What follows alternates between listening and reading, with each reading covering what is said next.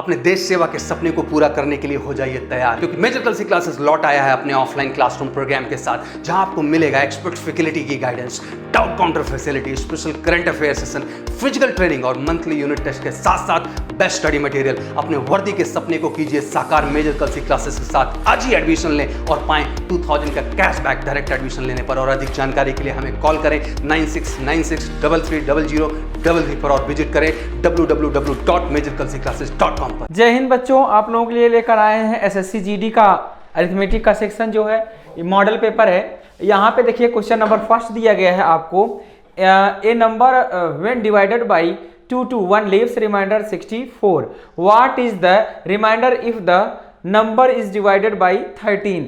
आपको करना को क्या होता है ऐसे क्वेश्चन में, देखिए जितना रिमाइंडर यहाँ पे बचा रहता है 64, तो उसी को आपको क्या करना है 13 से डिवाइड कर देना है। तो यहाँ पे देखिए क्या हो जाएगा 64 और इसको डिवाइड करेंगे किससे आप 13 से। तो यहाँ पे देखिए 13 5 65 ज्यादा हो जाएगा, 13 चौका कितना हो जाएगा 52। तो यहाँ पे देखिए 4 में से 2 जाएगा 2 आ जाएगा, 6 में से 5 जाएगा कितना आ जाएगा 1 आ जाएगा। तो रिमाइंडर कितना बच जाएगा आपका यहाँ पे 12 हो जाएगा। तो कौन सा ऑप्शन हो जाएगा आपका यहाँ पे देखिए 12 होगा, और कौन सा ऑप्शन हो जाएगा आपका डी पार्ट हो जाएगा। नेक्स्ट क्वेश्चन आप देखिए बच्चों, root 0.081 into 0.484 divide by 0.0064 into 6 point, यहाँ पे क्या है आपका पॉइंट 6.25। तो यहाँ पे देखिए क्या दिया गया आपको पॉइंट है। अब आप देखिए ऊपर कितने पॉइंट आ रहे हैं, मतलब कितने पॉइंट के बाद दशमलव है, यहाँ पे कितने अंकों के बाद दशमलव है, 3 और 3 कितना हो गया ये 6, और नीचे भी क्या हो जाएगा 4 और 2 6। इसका मतलब क्या हुआ कि यहाँ पे जो है आपका कोई फर्क नहीं पड़ेगा दशमलव का। तो यहाँ पे आपको करना क्या है, देखिए 81 का कितना हो जाएगा, डायरेक्ट कितना लिख सकते हैं आप 9 बाहर आएगा। 484 दिया गया है, तो 484 आप जानते हैं किसका स्क्वायर है 22 का हो जाएगा, कितना हो जाएगा 22 डिवाइड बाई यहाँ 64 है तो कितना हो जाएगा इसका 8 हो जाएगा। यहाँ पे देखिए इंटू 625 है, तो 625 का स्क्वायर रूट लेंगे कितना आ जाएगा 25 आ जाएगा। अब इसको आपको सॉल्व करना है। देखिए यहाँ पे कितना हो जाएगा 2 चौक 8 हो जाएगा और 2 11 हो जाएगा। यहाँ पे 11 9 कितना हो जाएगा आपका 99 और बटे कितना हो जाएगा 25 चौका 100। तो यहाँ पे देखिए कितने अंकों के बाद पॉइंट लग जाएगा, 2 अंकों के बाद पॉइंट लगेगा 2 डिजिट्स, तो कितना हो जाएगा 0.99। तो आंसर का ऑप्शन कौन सा हो जाएगा आपका डी ऑप्शन हो जाएगा। अगला देखिए क्वेश्चन बच्चों, यदि किसी मशीन का 1/3 भाग उत्पादन दूसरी मशीन के 1/2 भाग उत्पादन के बराबर है, तो अगर आप फर्स्ट मशीन को मानेंगे x तो कितना हो जाएगा इसका 1/3 और y के 1/2, दूसरी मशीन y है 1/2 के इक्वल है। तो यहां से देखेंगे x/y कितना हो जाएगा 3/2 हो जाएगा। यहां पे बोला गया है और पूरे दिन का उत्पादन आपका 300 हो तो अधिक उत्तम वाली मशीन कितना उत्पादन करेगी। तो पूरे दिन का उत्पादन देखिए 3 और 2 कितना हो जाएगा 5 यूनिट की वैल्यू आपको दे रखी है 300, 1 यूनिट की वैल्यू कितनी आ जाएगी 6, मतलब 60 हो जाएगी, 5 6 30 60 हो जाएगी। आपसे पूछा गया अधिक उत्तम वाली, तो अधिक उत्तम कौन सी है 3, तो 3 बराबर कितना हो जाएगा 6 3 कितना हो जाएगा 18, 180 आएगा। तो कौन सा ऑप्शन हो जाएगा आपका बी ऑप्शन हो जाएगा। अगला क्वेश्चन देखिए आप, यहां पे दिया गया है कि √11 + 2√30। तो आपको करना क्या होता है यहाँ पे 2√30 का मतलब क्या हुआ कि इसको आपको बदलना a + b का होल स्क्वायर में लाना है। तो ये होगा आपका a² + b²। इसको आप जब तोड़ेंगे तो क्या हो जाएगा 2 × √5 × √6। तो यहां से देखिए a² मतलब ये a की वैल्यू हुई, ये 2ab की वैल्यू a है, ये b है, इसका स्क्वायर करेंगे तो 5 आएगा, इसका स्क्वायर करेंगे 6 आएगा। 6 और 5 देखिए कितना आ जाएगा 11। तो यहां से रूट से बाहर निकालेंगे तो ये वैल्यू कितनी आ जाएगी √5। यहाँ पे जो है बड़ी वैल्यू कौन सी है आपकी 6 है, सबसे पहले उसको रखना होगा a के फॉर्म में।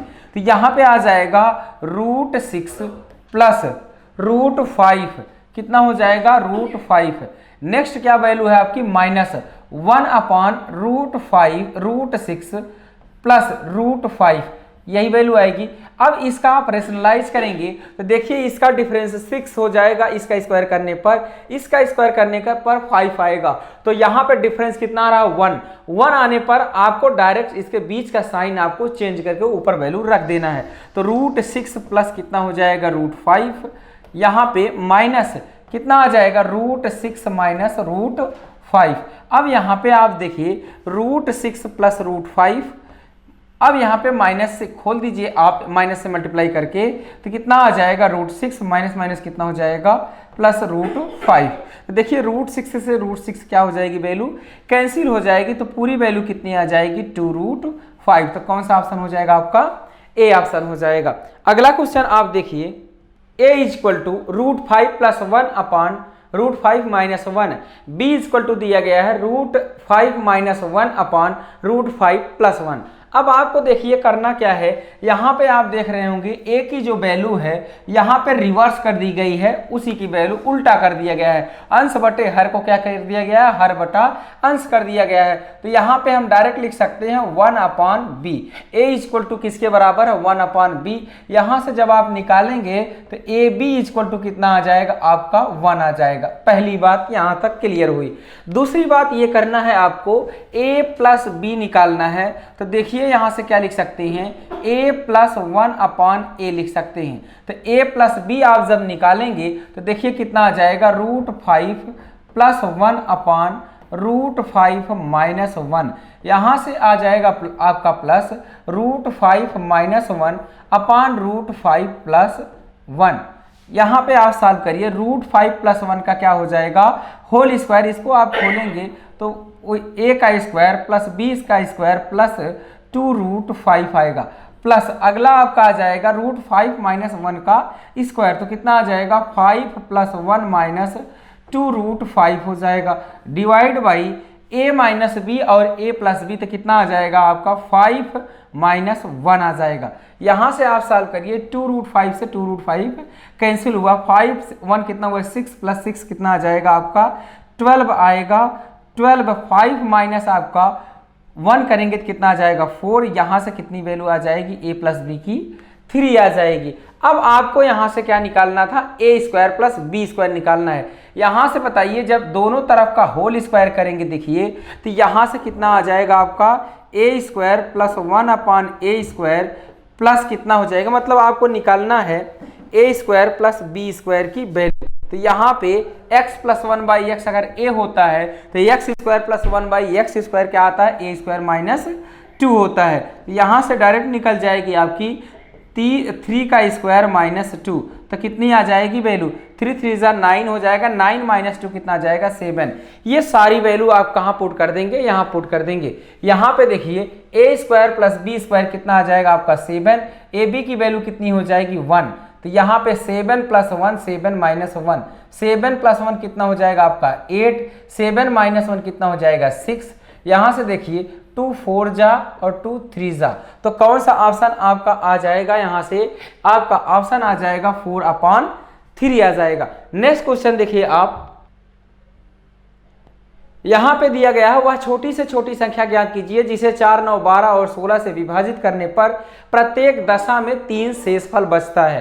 तो यहाँ पे सबसे पहले क्या करेंगे आप एलसीएम निकालेंगे किसका 4 9 और 12 16 का एलसीएम निकालेंगे। तो देखिए यहाँ पे सबसे बड़ा नंबर कितना है 16, और यहाँ पे एक जो है आपका आ रहा है विषम संख्या 16 नवैया कितना हो जाएगा 144।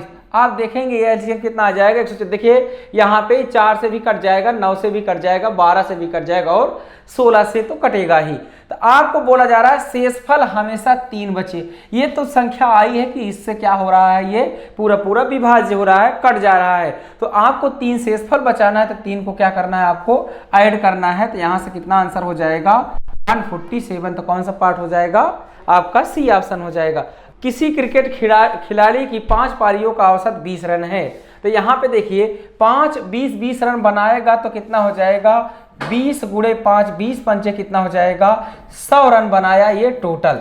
अब इसमें आपको दिया है 4 पारियों का, 4 पारियों में 14 30 40 और 10, तो 40 30 कितना हो जाएगा 70 70 10 80 10 90 4 कितना हो जाएगा 94। ये 94 रन टोटल आप निकाल देंगे तो कितना रन बचेगा, तो 5वीं पारी में उसने कितना रन बनाया आपका 6 रन बनाया, पता चल जाएगा। अगला क्वेश्चन आप देखिए, 3 संख्याओं का योग 116 है, दूसरी संख्या और तीसरी संख्या में 9 और 16 का अनुपात है पहली संख्या। देखिए यहाँ पे आप मान सकते हैं संख्या कितनी है, ABC है, दूसरी और तीसरी संख्या में 9 और 16 का अनुपात है। ये बता रहे हैं कि 9 और 16 का अनुपात है। यदि पहली और तीसरी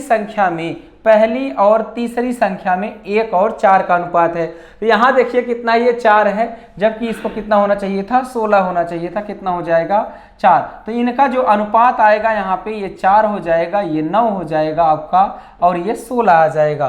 तो यहाँ से क्या पूछा गया है, तो दूसरी संख्या, तो यहाँ पे देखिए अगर योग करते हैं तो 16 9 25 4 कितना हो जाएगा 29। 29 में आपका कौन सी संख्या पूछी गई है, दूसरी, तो 9 गुणे कितना है, कुल संख्या का योग कितना दिया गया है आपको 16। तो यहाँ से देखिए कितना आ जाएगा 29 चौका कितना हो जाएगा आपका 116, तो 9 चौक कितना हो जाएगा 36। तो कौन सा ऑप्शन हो जाएगा आपका, डी ऑप्शन हो जाएगा। अगला क्वेश्चन आप देखिए, ए ने निवेशित धन का 1/6 भाग कुल समय का 1/6 हेतु निवेश किया। बी ने जो है 1/3 कुल समय के लिए 1/3 भाग हेतु निवेश किया। सी ने कुल निवेशित धन के शेष भाग को पूरे समय के लिए लगाया पैसा। तो आप मान सकते हैं पूरा पैसा जो है 1 साल के लिए लगा है, तो 1 साल में कितना हो जाएगा 12 मंथ हो जाएगा, 12 महीने हो जाएंगे। तो अगर इसको आपको सॉल्व करना है तो देखिए ए और बी और सी का प्रॉफिट का जो रेशियो है वो क्या हो जाएगा, कितना निवेश किए हैं कितने समय के लिए, उनका गुणनफल उनका क्या होता है, प्रॉफिट होता है, लाभ होता है। तो यहाँ से देखिए हम लाभ की वैल्यू अगर निकालेंगे, अनुपात निकालेंगे, तो कितना हो जाएगा 1/6 लगाता है पैसा, 1 रुपये मान लो है उसका 1/6 लगाया जाता है। तो यहाँ पे 12 साल 12 महीने का 1/6 समय का क्या बोला गया है 1/6, तो 12 महीने का 1/6 कितना हो जाएगा 6 दूनी 12। अगली बात की गई है बी के लिए, इन्होंने एक पैसा कितना लगा दिया 1/3 और 1/3 सब, तो 12 महीने का 1/3 कितना हो जाएगा 4 आएगा। अब अगला बोला जा रहा है कि जो शेष भाग है, देखिए 1/6 यहाँ है, 1/3 यहाँ है, तो आपका कितना भाग बचा है 1/2। आप निकाल भी सकते हैं 1 - 1/6 - 1/3, तो यहाँ पे मल्टीप्लाई करेंगे तो कितना आ जाएगा, देखिए 2 और कितना हो जाएगा -1 - 2 और -1 कितना हो गया यहाँ पे 3/6, तो यहाँ से कितना आ जाएगा 2, तो 1 - 1/2 कितना हो जाएगा 1/2। मतलब आधा जो पैसा बचा है वो पूरे समय के लिए लगाता है, मतलब पूरे 12 मंथ के लिए पैसा लगाता है। अब यहाँ से आप सॉल्व करिए, इसका रेशियो बनाइए, तो देखिए कितना आता है, यहाँ से 2 यहाँ पे 3 आ जाएगा, 2 6 हो जाएगा। अब देखिए यहाँ पे वैल्यू 3 नीचे बच जाएगी, तो आप 3 से पूरे में क्या कर दीजिए रेशियो में मल्टीप्लाई कर दीजिए, तो यहाँ पे कितना आ जाएगा 1, यहाँ पे 3 से मल्टीप्लाई करेंगे तो कितना आ जाएगा 4, यहाँ पे 3 से आप मल्टीप्लाई करेंगे तो कितना हो जाएगा यहाँ पे 18 हो जाएगा। क्या पूछा गया है यहाँ से, 4600 रुपये का लाभ प्राप्त हुआ जिसमें बी का हिस्सा, तो बी का हिस्सा आपसे पूछा गया है, तो बी कितना पाएगा 4 पाएगा, 18 4 22 और 1 कितना हो जाएगा 23 रुपये में से, तो कुल पैसा कितना है आपका 4600 रुपये है, तो 23 दूना कितना हो जाएगा 46, 4 दूनी कितना हो जाएगा 8, तो आपका जो बी का हिस्सा है कितना हो जाएगा 800 रुपये हो जाएगा। अगला क्वेश्चन आप देखिए, गैलन में से 20% दूध को पानी से स्थानांतरित कर दिया गया, यह प्रक्रिया 3 बार की गई। तो 20% की अगर हम वैल्यू की बात करें तो 1/5 है, मतलब 5 लीटर में 1 लीटर आपका क्या कर दिया जाता है, 5 लीटर दूध है अभी शुद्ध, इसमें से 1 लीटर बाहर कर दिया जाता है, तो कितना शुद्ध दूध बचेगा एक बार में, तो याद रखना है कि 5 में से 4 जाएगा, तो एक बार में 4 लीटर दूध बचेगा 5 में से। ऐसी प्रक्रिया 3 बार दोहराई जाती है, तो इसका क्या कर देंगे आप क्यूब कर देंगे। 4 चौक 16 चौका कितना हो जाएगा 64 और डिवाइड बाई 5 पचे 25 पंचे 125 आएगा। जब भी नीचे 125 दिखे ऊपर नीचे किससे मल्टीप्लाई कर दीजिए आप 8 से मल्टीप्लाई कर दिए तो 64 अट्ठे कितना हो जाता है 512 हो जाता है और 125 अट्ठे कितना हो जाता है आपका 125 अट्ठे कितना हो जाएगा आपका 1000 हो जाएगा। यहाँ पे 125 अट्ठे कितना हो जाएगा आपका 1000 हो जाएगा। अब गुणे कितना परसेंट में बदलना है तो इंटू 100 करेंगे। 0 से 0 खत्म हुआ, 0 से 0 खत्म हुआ, अब एक 0 बचा है तो कितने अंकों के बाद दशमलव लगेगा 51.2% हो जाएगा। आपका आंसर कौन सा आएगा? शुद्ध दूध आपका कितना बचेगा 51.2 बचेगा। अगला क्वेश्चन देखिए 11 नंबर, on selling 33 metre of cloth a man earn money equal to the selling price of 11 metre cloth his profit. 33 metre कपड़ा बेचने पर एक व्यक्ति को 11 मीटर कपड़े के विक्रय मूल्य के बराबर क्या होता है आपका लाभ होता है। 11 मीटर कपड़े के विक्रय मूल्य के बराबर क्या होता है लाभ होता है। तो यहाँ पे बताइए आपको लाभ बराबर क्या हो जाएगा? लाभ बराबर होता है आपका SP माइनस CP। यहां से बताइए 11 मीटर कपड़े के विक्रय मूल्य, तो यहां से 11 मीटर कपड़े के विक्रय मूल्य के बराबर। अब 33 मीटर कपड़ा अगर उसने बेचा है तो 33 मीटर कपड़ा उसने लाया भी होगा। आगे देखिए यहाँ पे क्या करना होगा, 33 यहाँ पे 11 यहाँ पे घटा देंगे तो कितना हो जाएगा यहाँ से 22 SP। अब इस 33 SP को इधर लाएंगे तो कितना आ जाएगा 33 CP को इधर लाएंगे 33 CP।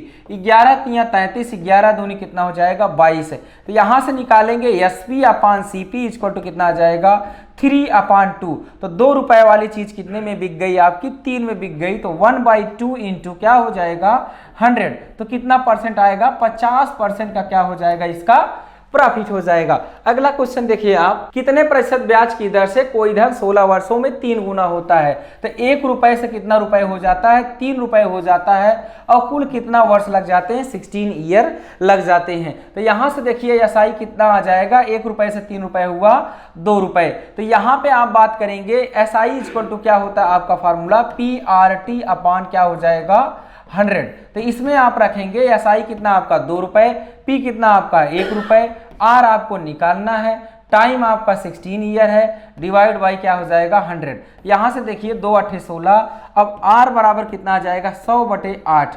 तो 100/8 कितना होता है 12.5%। तो कौन सी वैल्यू आ जाएगी आपकी ए ऑप्शन हो जाएगा। नेक्स्ट क्वेश्चन आप देखिए, यदि कोई धन चक्रवृद्धि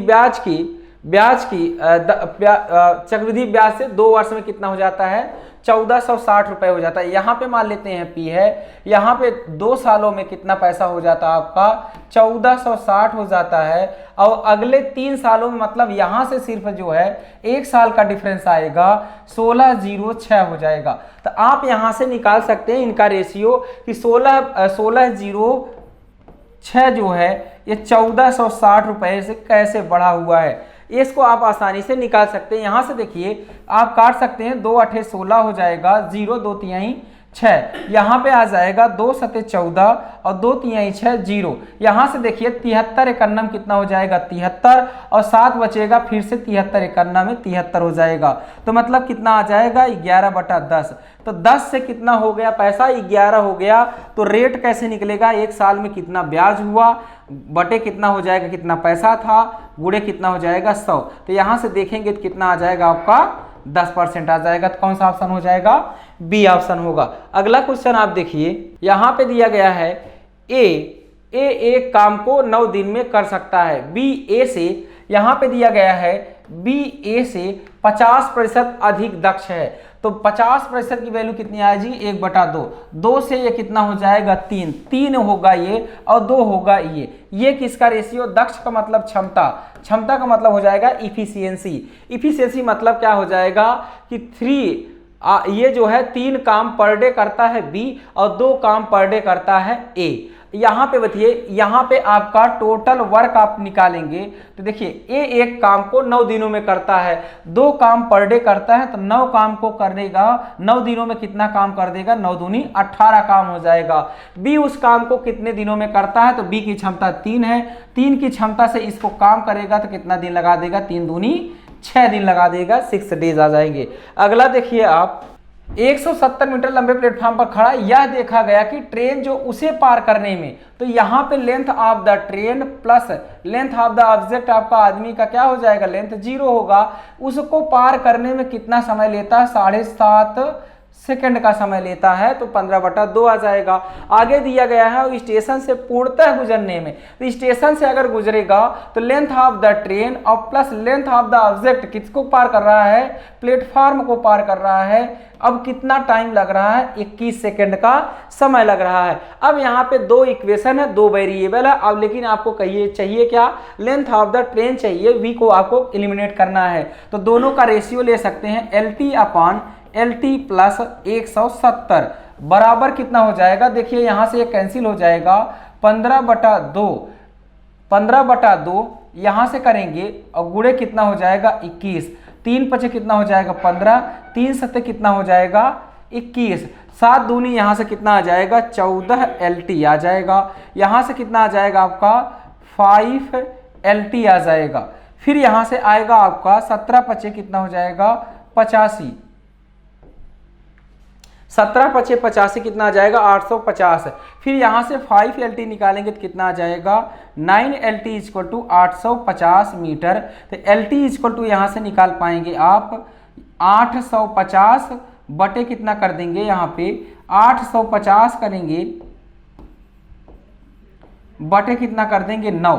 अब देखिए यहाँ पे 9 9 81 लगभग 10 है, तो 85 के आसपास आएगा, मतलब 85 से ज़्यादा होगा। तो यहाँ से 9 9 81 कितना बार जा रहा है आपका, लगभग 9 बार जा रहा है, तो कितना आ जाएगा 90 के आसपास वैल्यू आएगी। तो आप तुरंत हिट कर सकते हैं ऐसे क्वेश्चन को।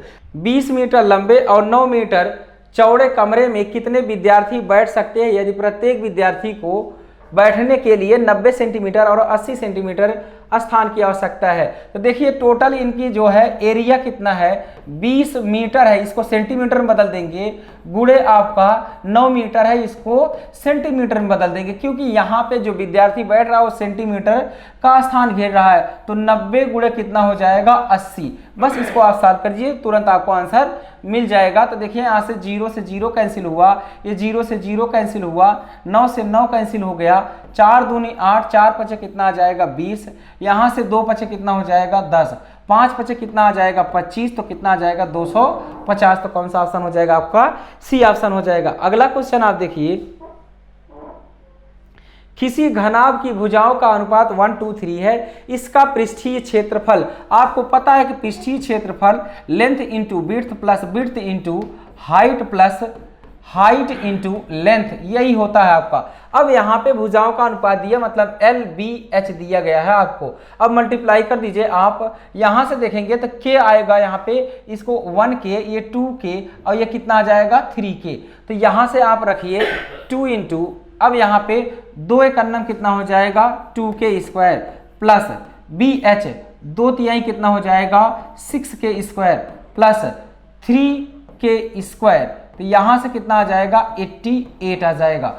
अब देखिए यहाँ से आप काट सकते हैं, कितना आ जाएगा 44 आएगा। फिर इसके बाद 6 3 9 2 कितना हो जाएगा 11K स्क्वायर इक्वल टू 44। यहाँ से 11 चौक 44, तो K की वैल्यू कितनी आ जाएगी 2 आ जाएगी। फिर आपसे पूछा गया घनाभ का आयतन, घनाभ का आयतन क्या होता है L into b into h होता है। तो यहाँ से देखिए 3 दूनी 6 करना कितना हो जाएगा 6, लेकिन K का क्या हो जाएगा क्यूब हो जाएगा। तो 6 इंटू K का क्यूब मतलब 2 का क्यूब कितना हो जाएगा 8, 8 6 कितना आ जाएगा आपका 48 सेंटीमीटर क्यूब। तो कौन सा ऑप्शन हो जाएगा आपका, सी ऑप्शन होगा। अगला क्वेश्चन आप देखिए, यहाँ पे दिया गया है x + 1/x आपको निकालना है। तो देखिए यहाँ पे x² - 3x + 1 है, x से सब में डिवाइड कर दीजिए तो कितना आ जाएगा x - 3 + 1/x = 0। यहाँ से आप x + 1/x को कैलकुलेट करेंगे तो कितनी वैल्यू आ जाएगी 3। तो कौन सा ऑप्शन हो जाएगा आपका, डी ऑप्शन हो जाएगा। अगला क्वेश्चन आप देखिए, यहाँ पे दिया गया है x + 2 से डिवाइड करने पर पूर्णतः डिवाइड हो जाएगा तो k की वैल्यू कितना होगा। तो यहाँ पे पूर्णतः डिवाइड करना है तो x की वैल्यू कितनी आ जाएगी आपकी -2 आ जाएगी। अब इक्वेशन में इसको रखेंगे तो इसको क्या करना चाहिए, सेटिस्फाई करना चाहिए ये पॉलिनोमियल को। अब यहाँ पे आप रखिए -2 का क्यूब कितना हो जाएगा -8। अब यहाँ देखिए -2 दूनी 4, 4 6 कितना आ जाएगा 24 प्लस कितना आ जाएगा आपका 24 आ जाएगा। यहाँ पे देखिए माइनस 2 चौक कितना हो जाएगा 8, तो 2 चौक 8 मतलब कितना हो जाएगा आपका -8 प्लस के बराबर कितना हो जाएगा आपका 0। यहाँ से देखिए 8 8 16 और कितना बच जाएगा आपका 8 बच जाएगा इधर पॉजिटिव में के इक्वल टू 0 तक के की वैल्यू कितनी आ जाएगी -8। तो कौन सा ऑप्शन हो जाएगा आपका सी ऑप्शन हो जाएगा। अगला क्वेश्चन आप देखिए, यहाँ पे दिया गया है कि किसी त्रिभुज में ए बी सी त्रिभुज में के कोण B और कोण C के आंतरिक समद्विभाजक आपको कहाँ मिलते हैं, ये O पर मिलते हैं। फिर दिया गया है यदि BAC कितना है आपका, BAC 80 डिग्री है तो आपको बताना है कि कोण BOC कितना होगा। ये हमेशा ध्यान रखना है कि 90 प्लस कोण A/2 होता है। तो यहाँ पे 90 प्लस कितना हो जाएगा, इसका आधा 40 है, तो 9 4 13 कितना आ जाएगा 130 डिग्री। तो कौन सा ऑप्शन हो जाएगा आपका डी ऑप्शन हो जाएगा। नेक्स्ट क्वेश्चन आप देखिए, यहाँ पे दिया गया है कि कोण ABC कितना 90 डिग्री BC और DE के समांतर है। ये दोनों कैसे हैं, समांतर हैं। AB आपका 12 यूनिट है, ये कितना है आपका 12 यूनिट है। BD आपका 6 यूनिट है, ये 6 यूनिट है, तथा BC आपका 10 है।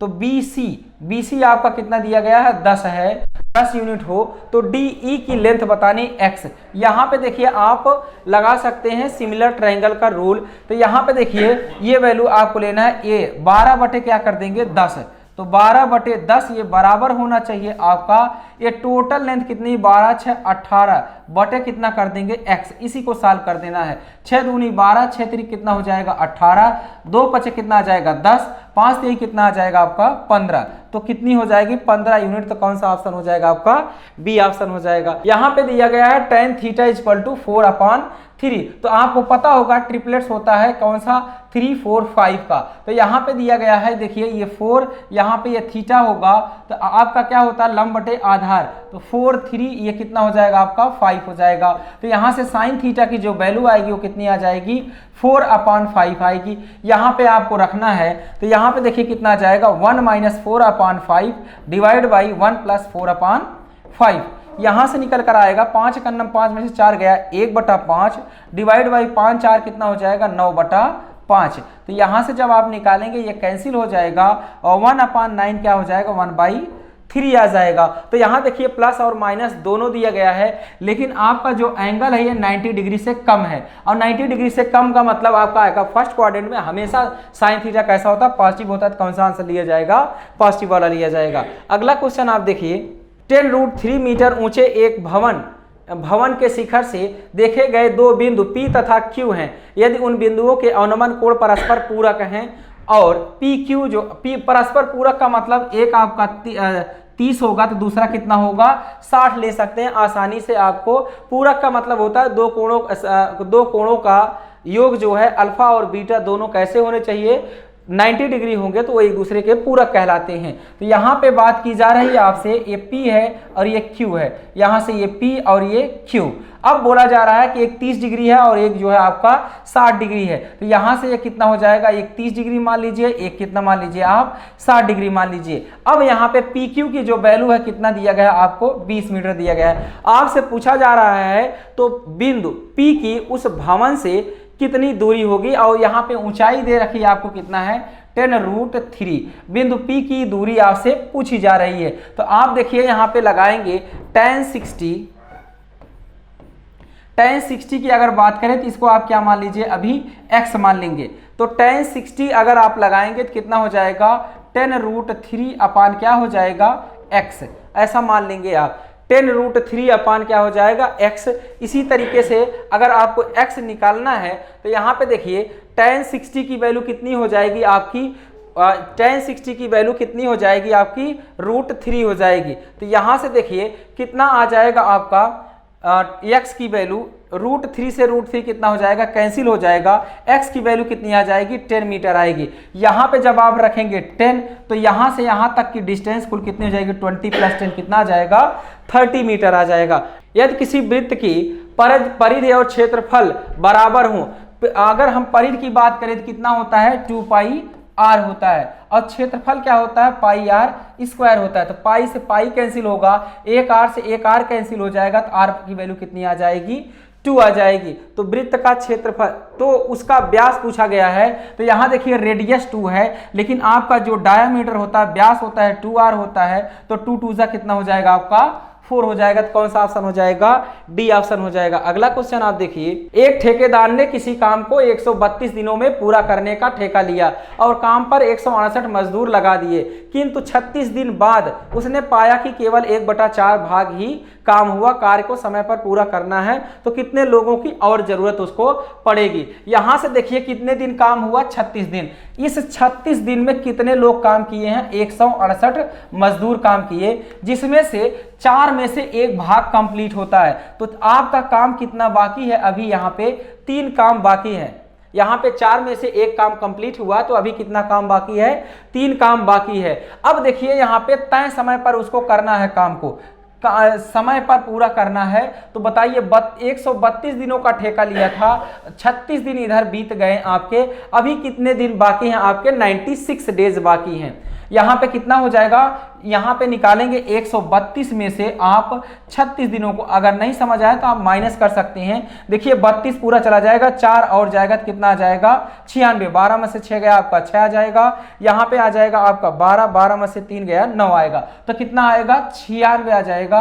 अब यहाँ पे पहले कितने मजदूर थे, 168, इसमें आपको मजदूर को क्या किया है, बढ़ाने के लिए बोला है, तो प्लस x कर देंगे। बस इसको आपको सॉल्व करना है। यहाँ से देखिए 3 तिरिक का 9 आ जाएगा, 3 दूनी 6, यहाँ पे 8 8 8 8 8 8 दूनी 16, 8 एकन्नम 8, 8 चौक कितना हो जाएगा 32, 4 नवाई कितना हो जाएगा 36, 9 एकन्नम कितना हुआ 9, 9 दूनी कितना हो जाएगा 18, 189 हुआ, और इधर 168 प्लस x हुआ। तो यहाँ से x इक्वल टू 189 माइनस कितना करना है आपको, 168 करना है। तो यहाँ पे देखिए 9 में से 8 गया कितना आ जाएगा 1, 8 में से 6 जाएगा 2। तो इसको कितने मजदूर की जरूरत पड़ जाएगी, अभी 21 मजदूर की यहाँ पे और जरूरत पड़ जाएगी।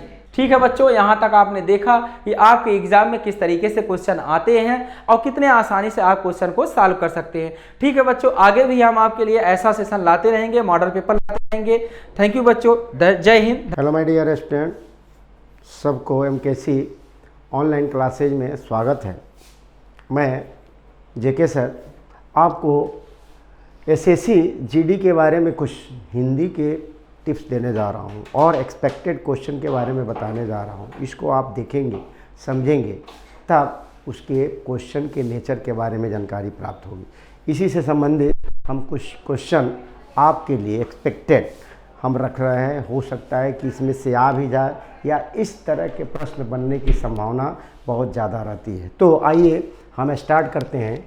पहला क्वेश्चन है, हिंदी में स्वतंत्र रूप से बोले जाने वाले अक्षर क्या कहलाते हैं? जिसे स्वर, संयुक्त अक्षर, स्वतंत्र ध्वनि, व्यंजन। तो आप भी जानते हो कि स्वर के उच्चारण में किसी अन्य व्यंजन की अन्य वर्ण की सहायता नहीं ली जाती है। तो इसका मतलब कि स्वतंत्र रूप से बोले जाने वाले अक्षर जो होते हैं वो आपको स्वर होते हैं। आपका आंसर होगा इसमें ए। दूसरा है, अखरोट शब्द का तत्सम रूप है अक्षवाट, अक्षोट, अक्षरोट, असरोट। ये आपका अक्षवाट तो होगा नहीं, ये अक्षोट होता है जो इसका तत्सम रूप होता है। तो बी आंसर होगा इसमें। तीसरा, नीचे दिए गए तत्सम तद्भव शब्द युग में कौन सा युग्म त्रुटिपूर्ण है? इसमें से आपको बताना है कि एक आपका तत्सम है, उसके बगल वाला आपका तद्भव है, इनमें से कौन सा गलत है? यह आपको त्रुटिपूर्ण है, यानी गलत रूप से इसको रखा गया है। वचन मतलब बैन, ये तत्सम है, ये तद्भव है। कपाट, कपाट मीन्स दरवाज़ा होता है, ये आपका कपड़ा नहीं होता है, यानी आपका बी ऐसे ही दिख रहा है।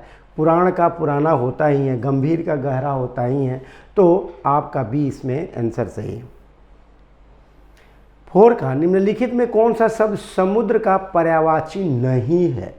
पर्यायवाची में ये कह रहा है कि इसमें से पर्यायवाची नहीं है, आपको छांटना है।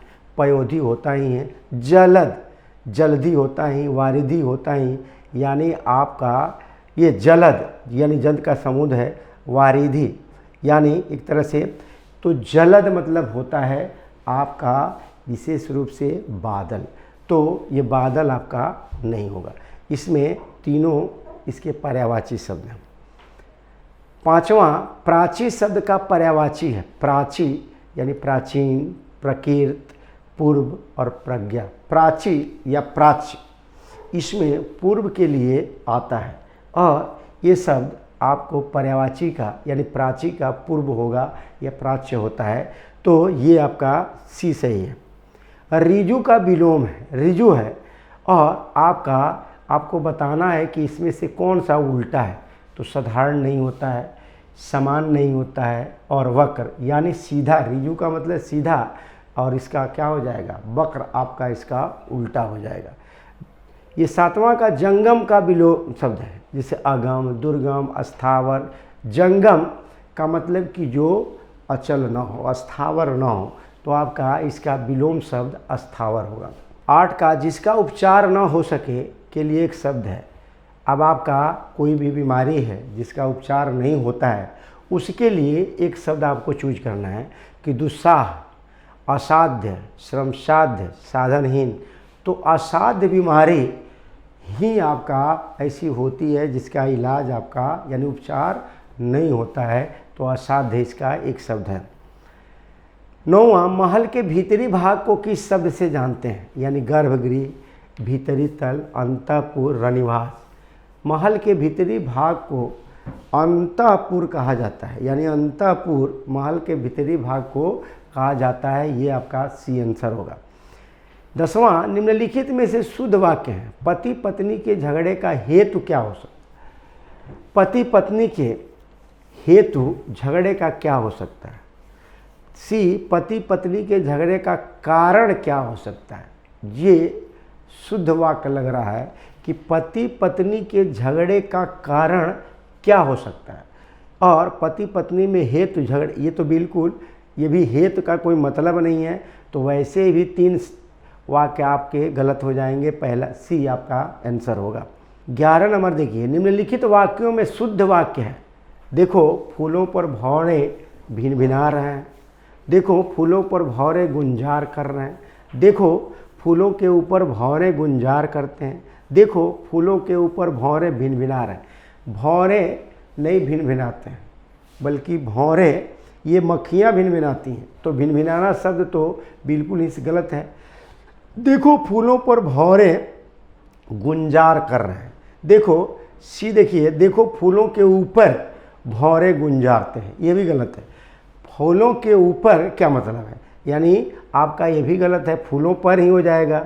देखो फूलों के ऊपर भौरे भिनभिना रहे, तो बिल्कुल गलत होगा। इसका मतलब कि सही सेंटेंस क्या होगा, देखो फूलों पर भौरे गुंजार कर रहे हैं, तो भौरे गुंजार करते हैं, न कि आपको भिनभिनाते हैं। तो बी आपका आंसर सही होगा। 12 देखिए, इनमें से पुल्लिंग शब्द कौन सा है? दया, निर्धनता, बड़प्पन, दुर्घटना। यानी आप पर दया आ गया, दया आ गई, इस तरह की बात नहीं, यानी निर्धनता तो है नहीं, दया आ गई। निर्धनता स्त्रीलिंग शब्द है। आपका बड़प्पन देखकर, आपकी बड़प्पन नहीं बल्कि आपका बड़प्पन देखकर ये मुझे बहुत खुशी हुई, यानी ये आपका बड़प्पन है।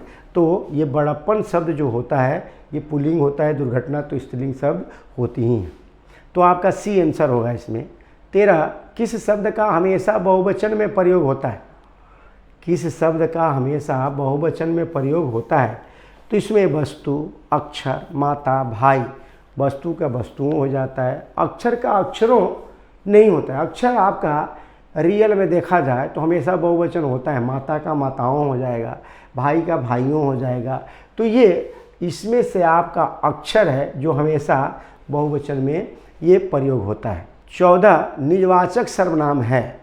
निजवाचक सर्वनाम एक तरह से आप देखें तो पुरुषवाचक सर्वनाम का जो ये मध्यम पुरुष होता है उससे ये भिन्न होता है, यानी जो स्वयं के बारे में बताता है, यानी वह एक तरह से देखें तो आप ही बड़बड़ा रहा है, इस तरह की बात होती है, तो उसका सही रूप आप ही होता है, लेकिन स्वयं के रूप में उसका प्रयोग होता है।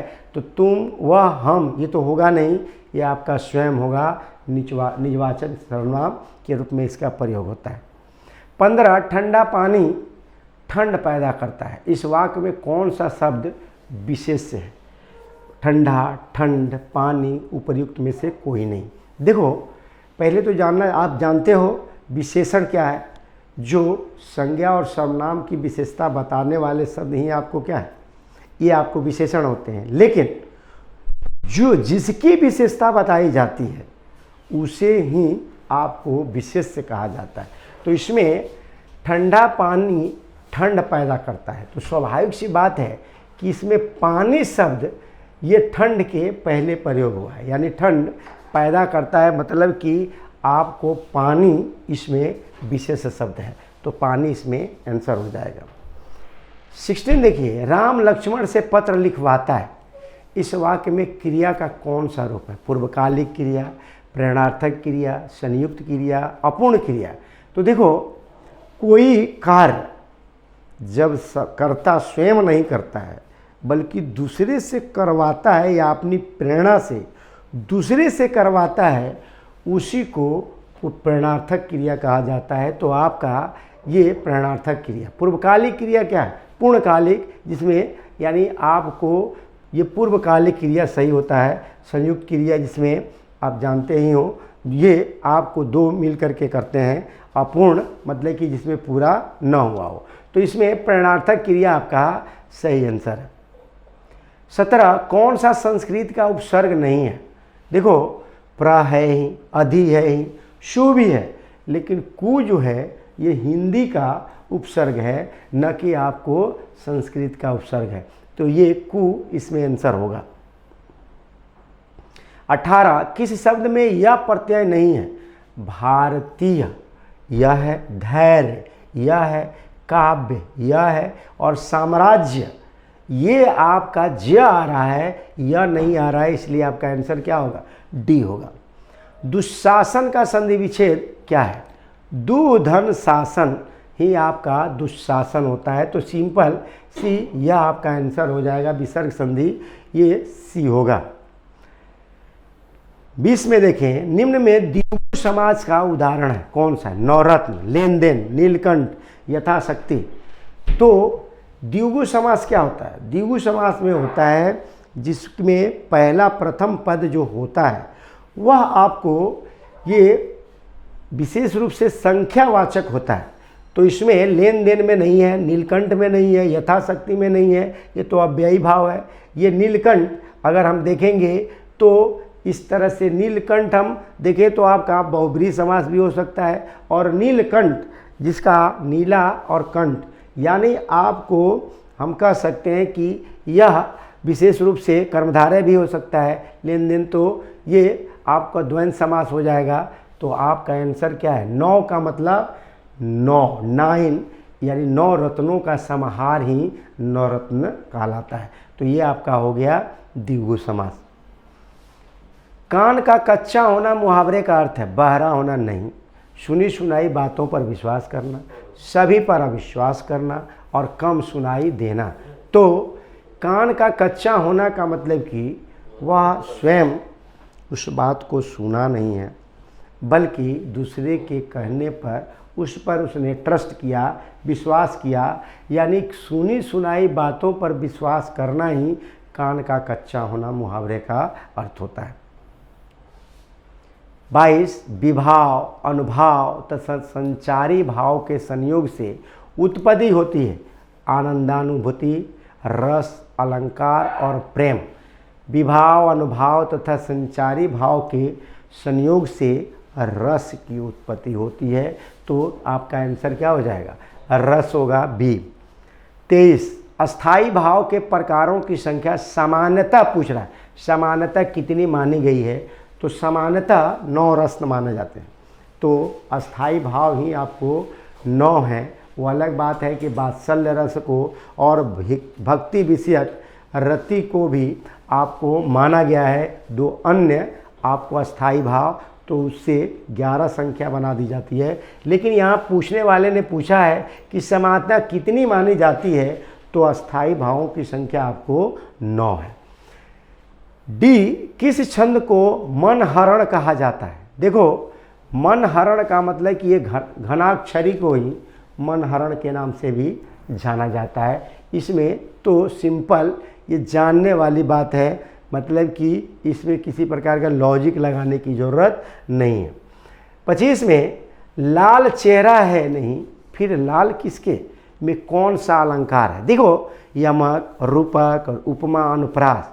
लाल चेहरा है नहीं तो फिर लाल किसके, मतलब यहाँ लाल का अर्थ आपका रंग होता है, और फिर लाल किसके, और यहाँ लाल का अर्थ होता है पुत्र, बेटा, वत्स। तो इस दोनों लाल ही हैं, लेकिन दोनों के अर्थ अलग अलग हैं, इसलिए ऐसे जब सेंटेंस होते हैं वहाँ यमक अलंकार लगता है। तो आज के लिए थैंक यू वेरी मच। जय हिंद बच्चों, स्वागत है आपका हमारे YouTube चैनल पे।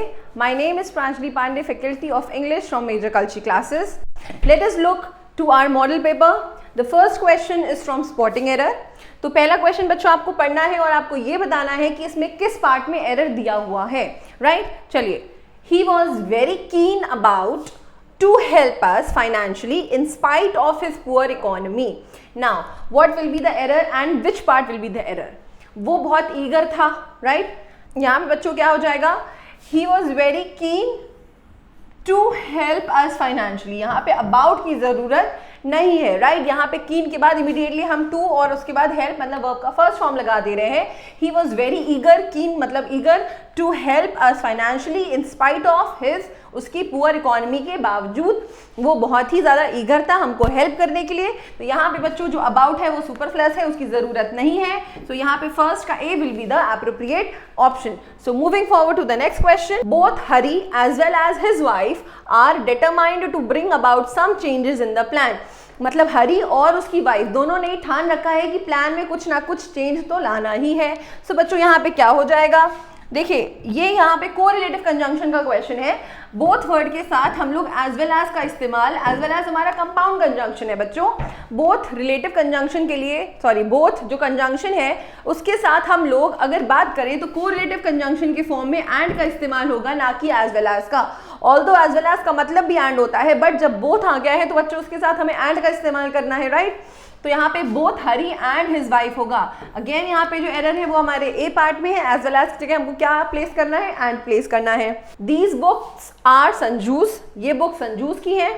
And your, then why did Alok want to take them. अब नाउ बच्चों यहाँ पे पोजेशन की बात हो रही है, राइट? ये जो बुक्स हैं इनका जो पोजेशन है, इनका जो बच्चों पोजेशन है वो किसका है? इस संजू का है, राइट?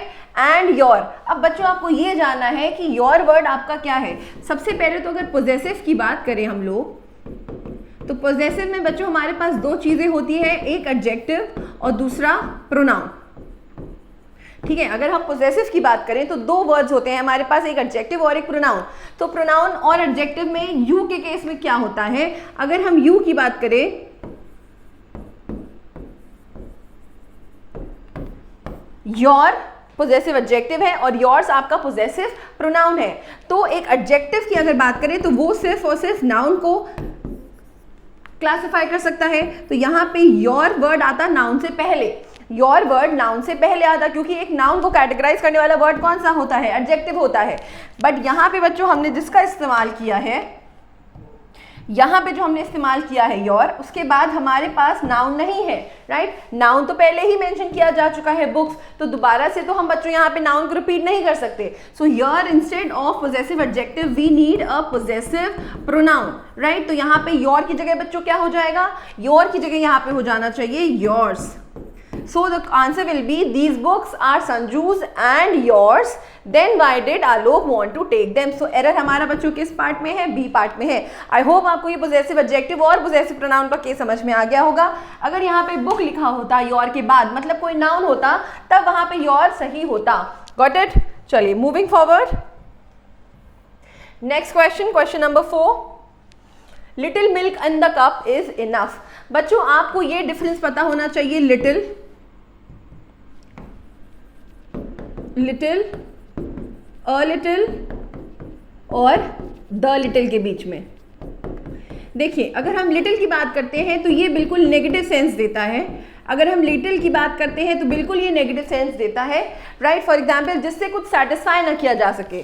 यहाँ पे बात हो रही है little milk in the cup is enough, मतलब सफिशिएंट है। तो अगर सफिशिएंट है तो वो नेगेटिव सेंस में तो बात हो ही नहीं सकती। अगर ये होता little milk in the cup is not sufficient या नॉट इनफ, तब आप वहाँ पे लिटिल मिल्क का इस्तेमाल कर सकते थे, राइट। अब बिकॉज यहाँ पे इज इनफ की बात हुई है, मतलब सफिशिएंट है, तो यहाँ पे लिटिल वर्ड यूज नहीं हो सकता, राइट। नाउ अ लिटिल मिल्क या द लिटिल मिल्क, यहाँ पे बच्चों बात हो रही है कि जितना इस कप में मिल्क है, डैश लिटिल कप, जो मिल्क है इस कप में वो इनफ है, राइट। तो यहाँ पे हम जो थोड़े बहुत मिल्क की बात कर रहे हैं दैट इज इनफ, तो यहाँ पे हम अ लिटिल का इस्तेमाल करेंगे। नाउ द लिटिल मतलब जितना भी कप है, राइट, जितना भी कप है। For example if I would have said the little milk in the cup I drank dash little milk in the cup, right? अगर ये सेंटेंस होता I drank dash little milk in the cup, अगर ये sentence बच्चों होता तब आप यहाँ पे द लिटिल मिल्क लगाते, मतलब उस कप में जितना भी मिल्क था वो हमने पी लिया। बट यहाँ पे बात हो रही है कि थोड़ा बहुत जो मिल्क है कप में वो सफिशिएंट है, तो यहाँ पे बच्चों क्या लग सकता है, a little will be the correct answer. So हमारे ए ऑप्शन में प्रॉब्लम है, लिटिल मिल्क नहीं होगा, a little milk in the cup is enough.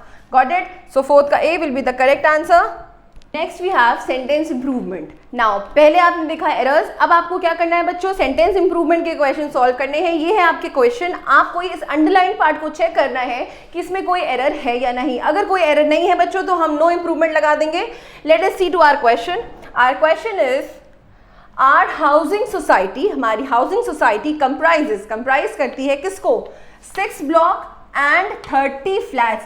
अब बच्चों यहाँ पे ये जो नाउन है फ्लैट्स, ये प्लूरल के फॉर्म में आया है क्योंकि यहाँ पे कितनी बात हो रही है, 30 की बात हो रही है। सिमिलरली यहाँ पे भी 6 की बात हो रही है, बट हमने यहाँ पे ब्लॉक रखा है, दैट इज ऑब्वियसली रॉन्ग। सो यहाँ पे क्या हो जाएगा, 6 block, again it is wrong. 6 block exactly 6 a block नहीं होगा और नो इंप्रूवमेंट भी नहीं होगा। सो फिफ्थ का हमारा करेक्ट आंसर क्या हो जाएगा बच्चों, 6 blocks will be the correct answer. The latest model of 4-wheeler launched by Maruti Suzuki is costlier than comfortable। अब बच्चों यहाँ पे बात हो रही है कि जो लेटेस्ट मॉडल है 4-wheeler जो लॉन्च की गई है मारुति सुजुकी के द्वारा, वो कॉस्टलियर है दैन कंफर्टेबल। अब बच्चों जब यहाँ पे बात हो जाएगी हमारे डबल कंपैरेटिव की एक सिंगुलर चीज़ के लिए, उस केस में हम यहाँ पे कंपैरेटिव डिग्री का इस्तेमाल ER लगा के नहीं करेंगे बच्चों, वो क्या हो जाएगा, is more costly than comfortable हो जाएगा। उस केस में हम जो पहला हमारा एडजेक्टिव है उसके आगे मोर का इस्तेमाल करेंगे। इट डजंट मैटर कि वो हमारा 1 सिलेबल है या फिर 2 सिलेबल है। यहाँ पे जो करेक्ट आंसर हो जाएगा is more costly than comfortable, क्योंकि यहाँ पे हम उसके एडजेक्टिव्स में ही कंपैरिजन कर रहे हैं, राइट। सो हमारा 6 का जो करेक्ट आंसर हो जाएगा वो सी हो जाएगा। Is it clear to all of you? I hope ये क्वेश्चन आपको समझ में आया होगा क्योंकि ये क्वेश्चन रिपीटेडली एग्जाम्स में पूछा जा चुका है। Moving forward to the next question. He attended the class which comprised of 60 students. बच्चों यहाँ पे हमारे पास कंप्राइज्ड के बाद ये जो प्रेपोजिशन ऑफ लग गया है, बहुत बच्चे कंफ्यूज होते हैं कि हमारे पास क्योंकि कंसिस्ट के बाद हम ऑफ लगा देते हैं तो बच्चों को लगता है कि कंप्राइज्ड के बाद भी ऑफ सही है, but let me tell you people कि कंप्राइज्ड के बाद ऑफ प्रेपोजिशन का इस्तेमाल नहीं होता है। कंप्राइज्ड के बाद ना तो हम विद का इस्तेमाल करेंगे ना टू का, क्योंकि कंप्राइज्ड के साथ हम किसी भी प्रेपोजिशन की जरूरत नहीं रखते हैं। तो यहाँ पे सिंपली क्या हो जाएगा, he attended the class which comprised 60 students, जिसमें इंक्लूडेड थे 60 students. Is it clear? So हमारा 7th का C will be the correct option. आगे बढ़ते हैं बच्चों। Now we have fill in the blanks. Now you have to solve fill in the blanks. You have to read the line and you have to fill in the particular blank with the 4 options. I wish I dash the Prime Minister of India. Now here I am expecting, I am assuming to be the Prime Minister of India, जो कि present moment में unreal situation है। तो यहाँ पे बच्चों क्या हो जाएगा, I wish I had भी नहीं होगा। जब हम कोई ऐसी बात करते हैं जो assumption के बेसिस पे होती है उसमें हम वर का इस्तेमाल बच्चों करते हैं। I wish I were a doctor, I wish I were a teacher। So कोई ऐसी चीज़ जो at present unreal situation में है तो उस केस में हम यहाँ पे I wish I were का इस्तेमाल करेंगे। So 8 का C will be the correct option. Moving forward to the next question.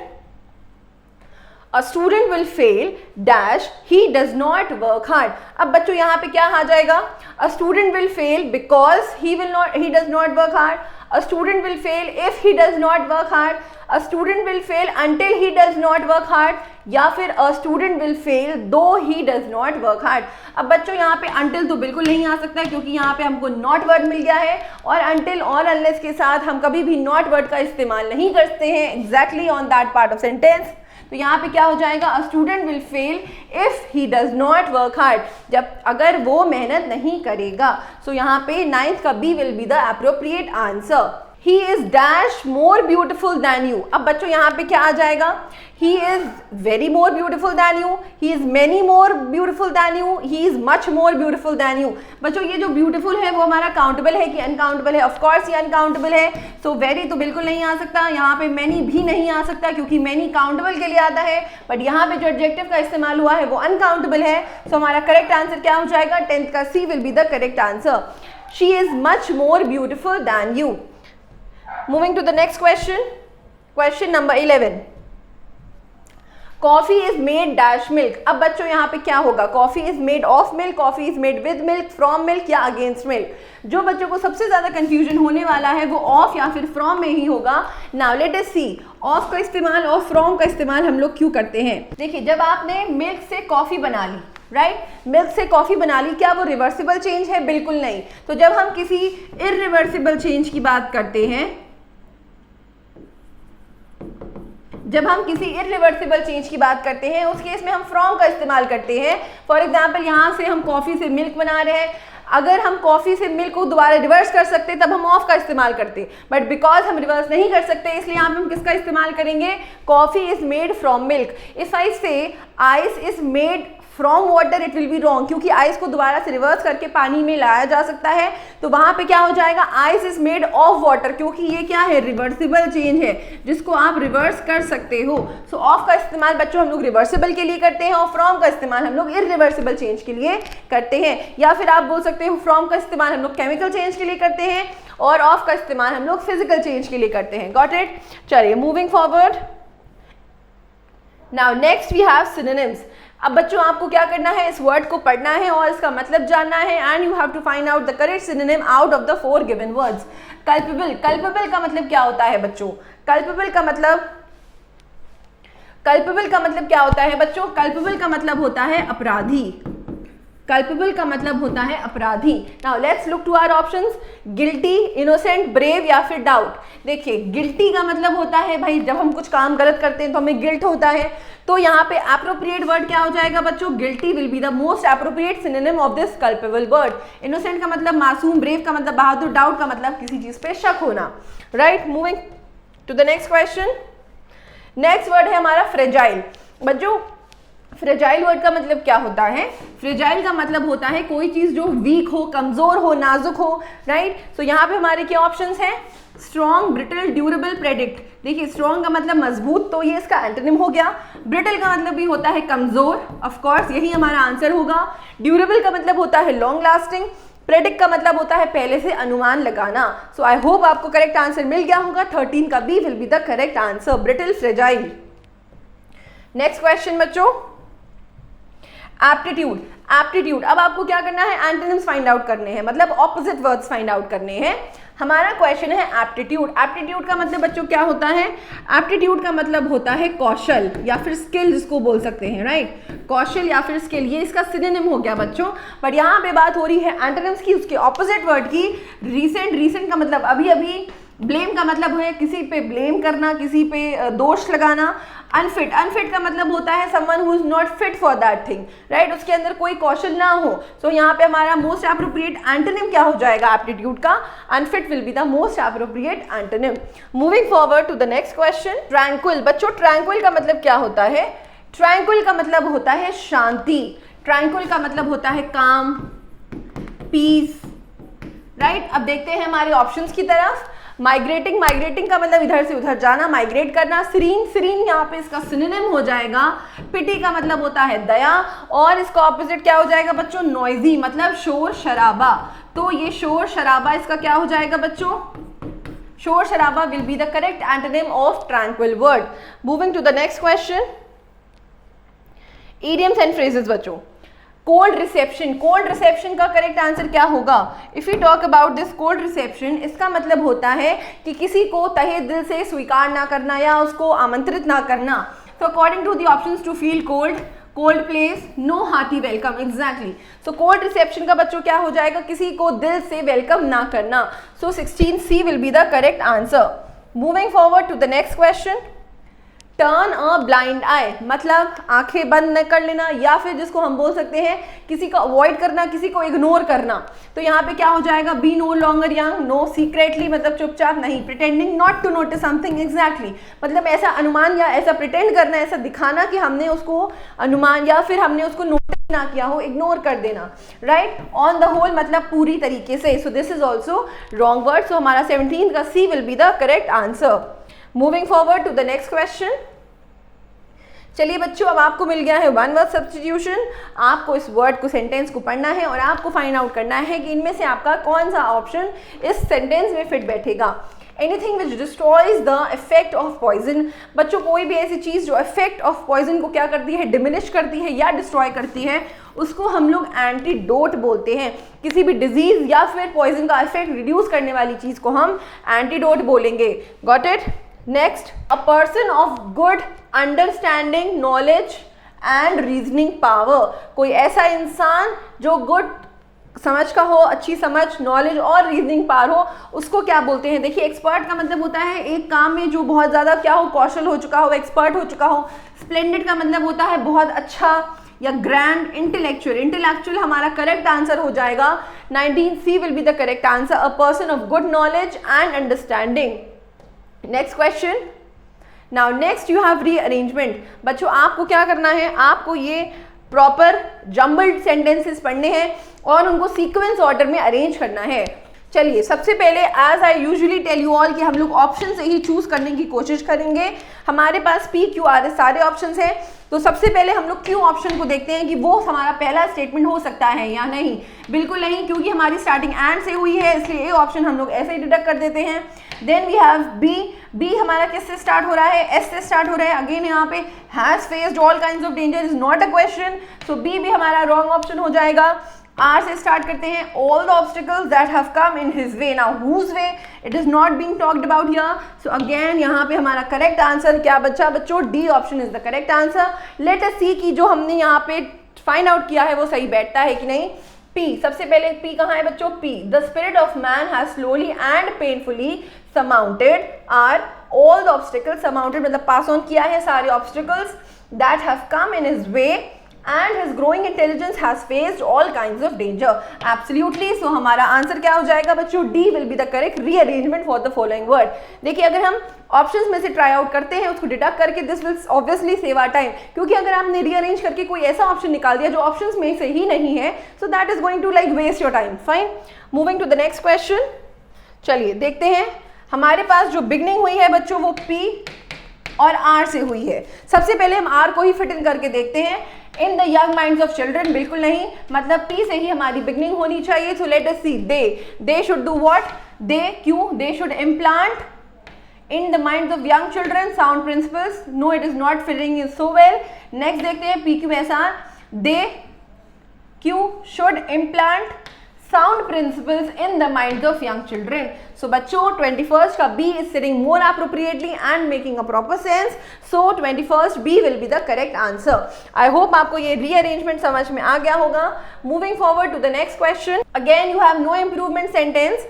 There are few passengers in this compartment than that. अब बच्चों यहाँ पे comparative की बात हो रही है, comparison हो रहा है एक compartment का दूसरे compartment से, तो यहाँ पे बच्चों few ना हो के क्या होना चाहिए? There are fewer passengers in this compartment than that. तो यहाँ पे few की जगह बच्चों क्या लग जाएगा? Fewer will be the correct option. Moving to the next question. Now next you have is the comprehension. आपको ये comprehension पढ़ना है. You take a screenshot and then we will solve the questions relating to it. चलिए पढ़ते हैं.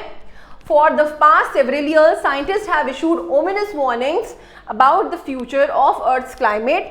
Predictions of dramatic global change arising from the continued dumping of industrial byproducts into the atmosphere and forest loss of massive scale can no longer be ignored. जिसको ignore नहीं किया जा सकता है. जो बाय प्रोडक्ट्स एटमॉस्फेयर में dump किए जाते हैं कंपनी द्वारा, राइट, कंपनी द्वारा, Compelling scientific evidence strongly suggests that world climate patterns previously regarded as reliably stable could be thrust into a state of turmoil. Turmoil का मतलब होता है confusion. Emissions of natural and synthetic gases are increasing the heat trapping capacity of the atmosphere through a phenomenon known as the greenhouse effect. Obviously greenhouse effect में क्या हो रहा है, बढ़ रहा है, heat trapping जो capacity है atmosphere की वो बढ़ती जा रही है.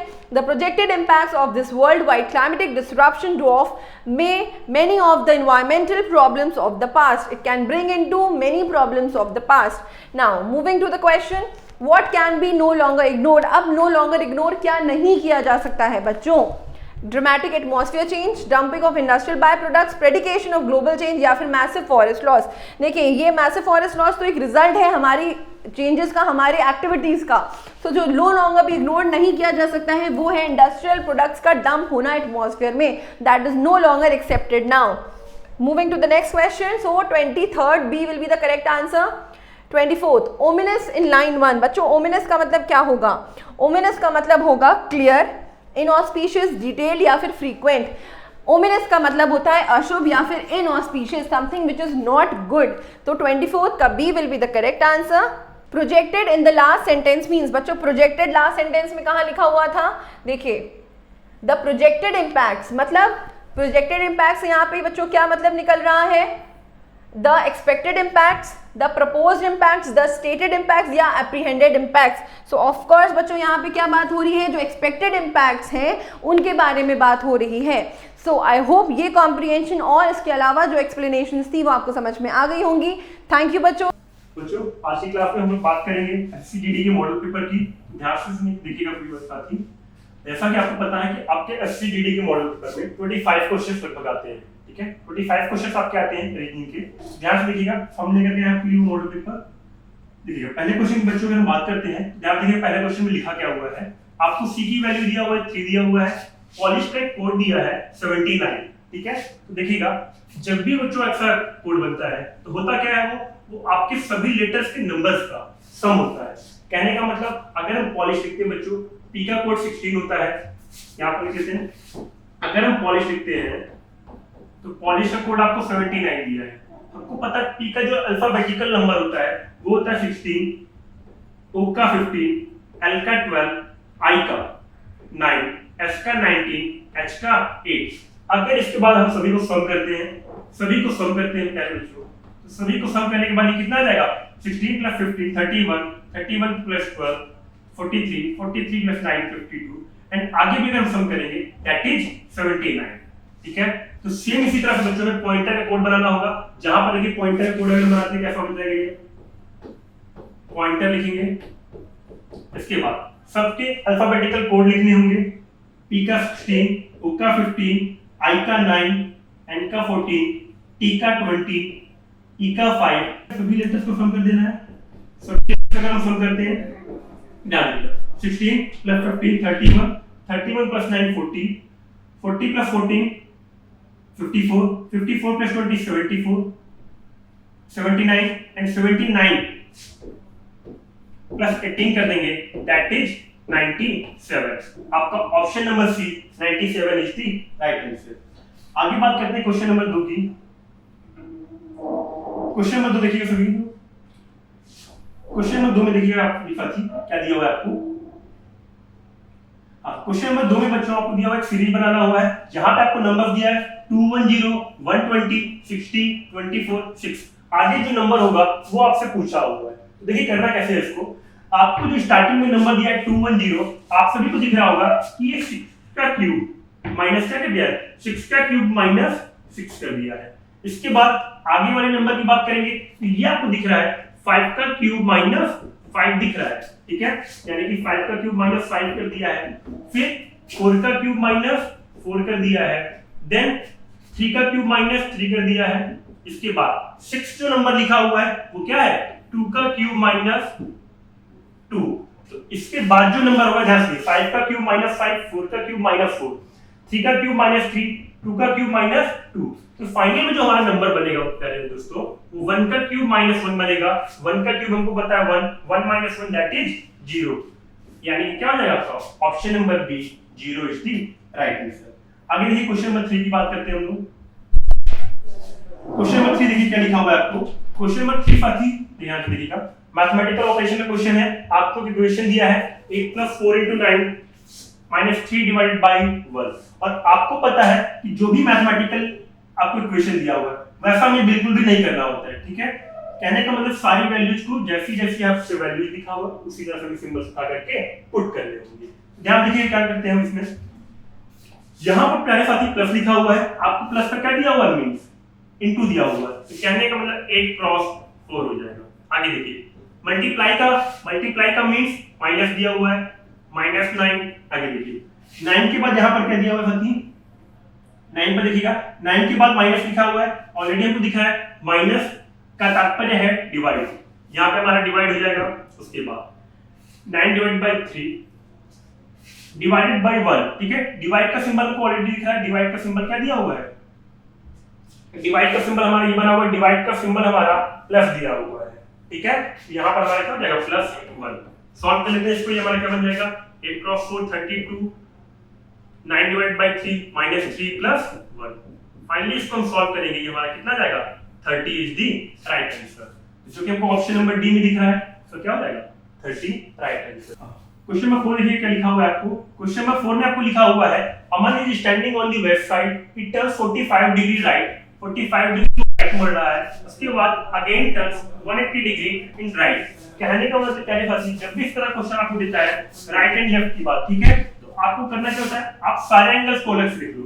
45 डिग्री राइट लिख लिया हमने, उसके बाद again turns 180 degree in right, 180 degree हमने क्या लिख लिया राइट, ठीक है। उसके बाद after that it turns 270 degree left, इसके बाद वो क्या मुड़ गया है 270 डिग्री मुड़ गया है, और ये 270 डिग्री हमारा क्या है लेफ्ट है, ठीक है।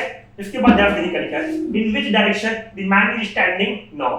ध्यान से देखिएगा, ये जो मैन था ये कहां पर था, standing on the west side, west side की ओर खड़ा था। ध्यान से देखिएगा इसके बाद क्या हुआ हमारा 45 degree right, 180 degree right and 270 degree left. Already हमने पीछे पढ़ा हुआ है एक राइट से एक लेफ्ट क्या होता है कैंसिल आउट हो जाता है। कहने का मतलब अगर इन दोनों को हम जोड़ते हैं तो ध्यान से देखिएगा 45 डिग्री राइट, 180 डिग्री राइट, अगर हमने दोनों को जोड़ा तो ये हमारा कितना बना देगा 225 डिग्री राइट, और आपको दिख रहा है यहाँ पे 220 डिग्री लेफ्ट है, यहाँ पे 225 डिग्री राइट है, ये कट कर देगा, फाइनली हमारा कितना बच जाएगा 45 डिग्री लेफ्ट। ऐसे हो जाएगा, ध्यान सुनिए 225 डिग्री राइट, 225 डिग्री लेफ्ट को क्या कर देगा कैंसिल आउट कर देगा, फाइनली हमारा 45 डिग्री लेफ्ट बच जाएगा। और वेस्ट से जैसे ही 45 डिग्री लेफ्ट की ओर आते हैं, ध्यान सुनिएगा left equal to anticlockwise, ये आपका 45 डिग्री हो जाएगा, और आपका आंसर क्या जाएगा साउथ वेस्ट, यानी कि दक्षिण पश्चिम इज द राइट ऑप्शन। आपका ऑप्शन नंबर डी क्या हो जाएगा करेक्ट। हाँ, क्वेश्चन नंबर 5 ध्यान से पढ़िएगा क्या है आपका, आपको वेन डायग्राम में क्वेश्चन दिया हुआ है, ध्यान से देखिए कैसे करेंगे वेन डायग्राम में क्वेश्चन को। जो भी आपको वर्ड लिखा हुआ है ना ध्यान से देखिएगा, सबके लिए सर्कल ड्रॉ करेंगे। No man is a monkey, कोई भी मैन मंकी नहीं है। मान लीजिए आपका मैन हो गया, ठीक है, ये आपका मंकी हो गया, ऑलरेडी लिखा हुआ है no man is a monkey. उसके बाद क्या लिखा हुआ है हरी इज अ मैन, हरी आपका क्या है मैन है, तो कहने का मतलब अगर ये पूरा मैन की लाइन हो गया तो ये पार्ट हमारा कौन हो गया हरी हो गया, हरी को हमने एच से दिखा दिया, ठीक है। उसके बाद देखिए कंक्लूजन क्या दिया हुआ है, Hari is not a monkey, Hari monkey नहीं है, तो ऑलरेडी हमको दिख रहा है मंकी अलग है बुला है, हरी अलग सर्कल में है।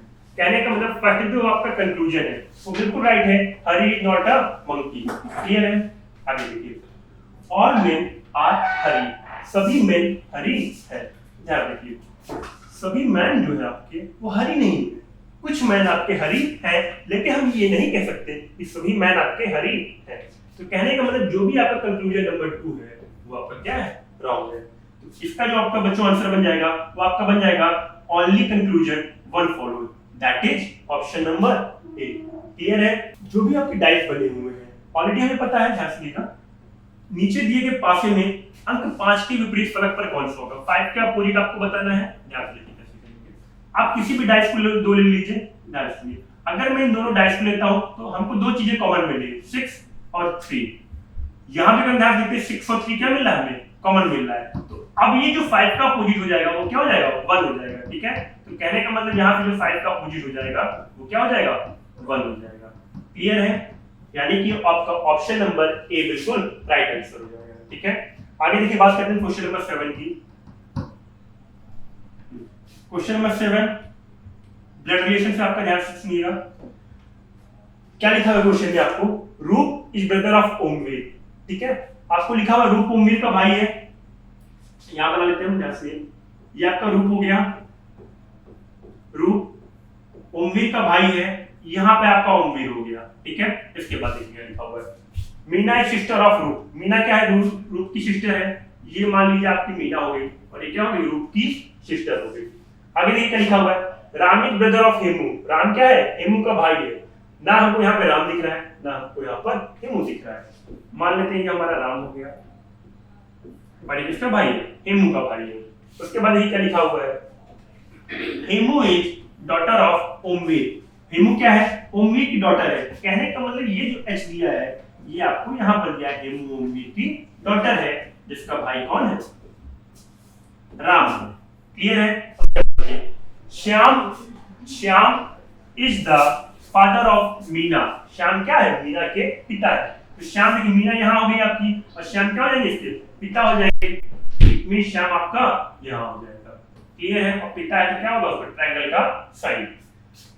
How Hemu is related to Shyam. Hemu का श्याम से क्या संबंध होगा। ठीक है, तो आपको पता है कि जिसके साथ भी का लिखा रहता है हमें उसका रिलेशन बताना होता है। ठीक है, ध्यान सुनिए, अगर मैं हेमू को फिक्स कर देता हूं, ध्यान सुनिए, तो हेमू का लिखा हुआ है, श्याम आपका ऊपर है प्यारे बच्चों, हेमू ध्यान सुनिए, तो अगर आप ध्यान सुनिए तो 2 जनरेशन का गैप है, 2 जनरेशन का गैप है, आपका ये बेसिकली क्या बन जाएगा, ग्रैंड डॉटर। क्यों, ध्यान सुनिएगा, ओमवीर जो भी होगा ध्यान सुनिए वो क्या होगा, या तो मेल होगा या तो फीमेल होगा। ठीक है, और ये क्या है, श्याम का बेटा या बेटी है। उसके बाद ये आपका हेमू क्या हो जाएगा, grand daughter is the right answer, that is option number D. आगे की बात करते हैं क्वेश्चन नंबर 8 की।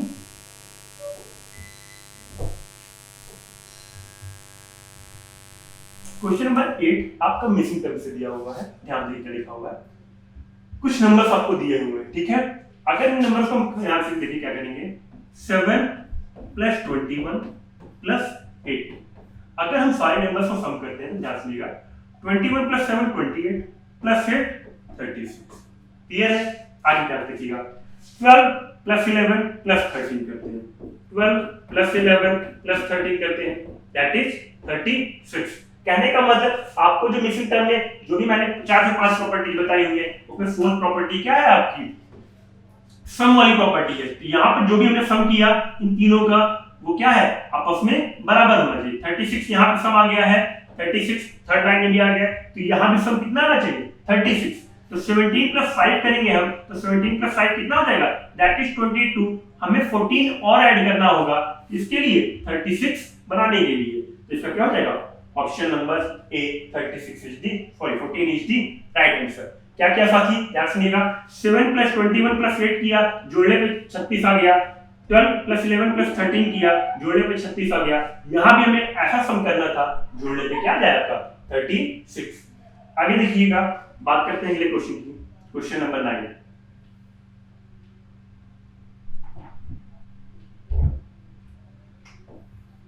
सभी क्वेश्चन नंबर 9 ध्यान से देखेंगे क्या लिखा हुआ है, Kamala is at 9th position from left side. Kamala की पोजीशन आपको दिया हुआ है 9th है, जो कि लेफ्ट साइड से।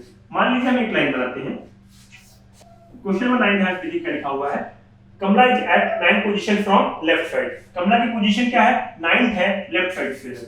ध्यान सुनिएगा, मान लिया ये हमारी एक लाइन हो गई, ठीक है, इसके बाद हमको ऑलरेडी पता है ये हमारी राइट साइड होती है, ये क्या होती है, लेफ्ट साइड होती है। इसके बाद ध्यान सुनिए, कमला की पोजीशन क्या है, 9th है, लेफ्ट साइड से। ध्यान सुनिए, ये आपकी लेफ्ट साइड हो गई, यहां मान लीजिए कमला हो गई, और इसकी पोजीशन क्या है, 9th। ठीक है, हाँ, उसके बाद ये लिखा हुआ है, in a row of girls and Veena is 16 from right. Veena क्या है, 16 पोजीशन पर है राइट से। ध्यान सुनिए, ये मान लीजिए आपकी यहाँ पे क्या हो गई, वीना हो गई, और ये 16 नंबर पर है बच्चों राइट से। ठीक है, इसके बाद देखिए, if they interchange their places then, अगर दोनों अपनी पोजीशन को इंटरचेंज करते हैं तो ध्यान सुनिएगा, कमला वीणा, अगर दोनों इंटरचेंज करेंगे तो जहां कमला है वहां पे वीणा आ जाएगी, जहां वीणा है वहां पे क्या आ जाएगी, कमला।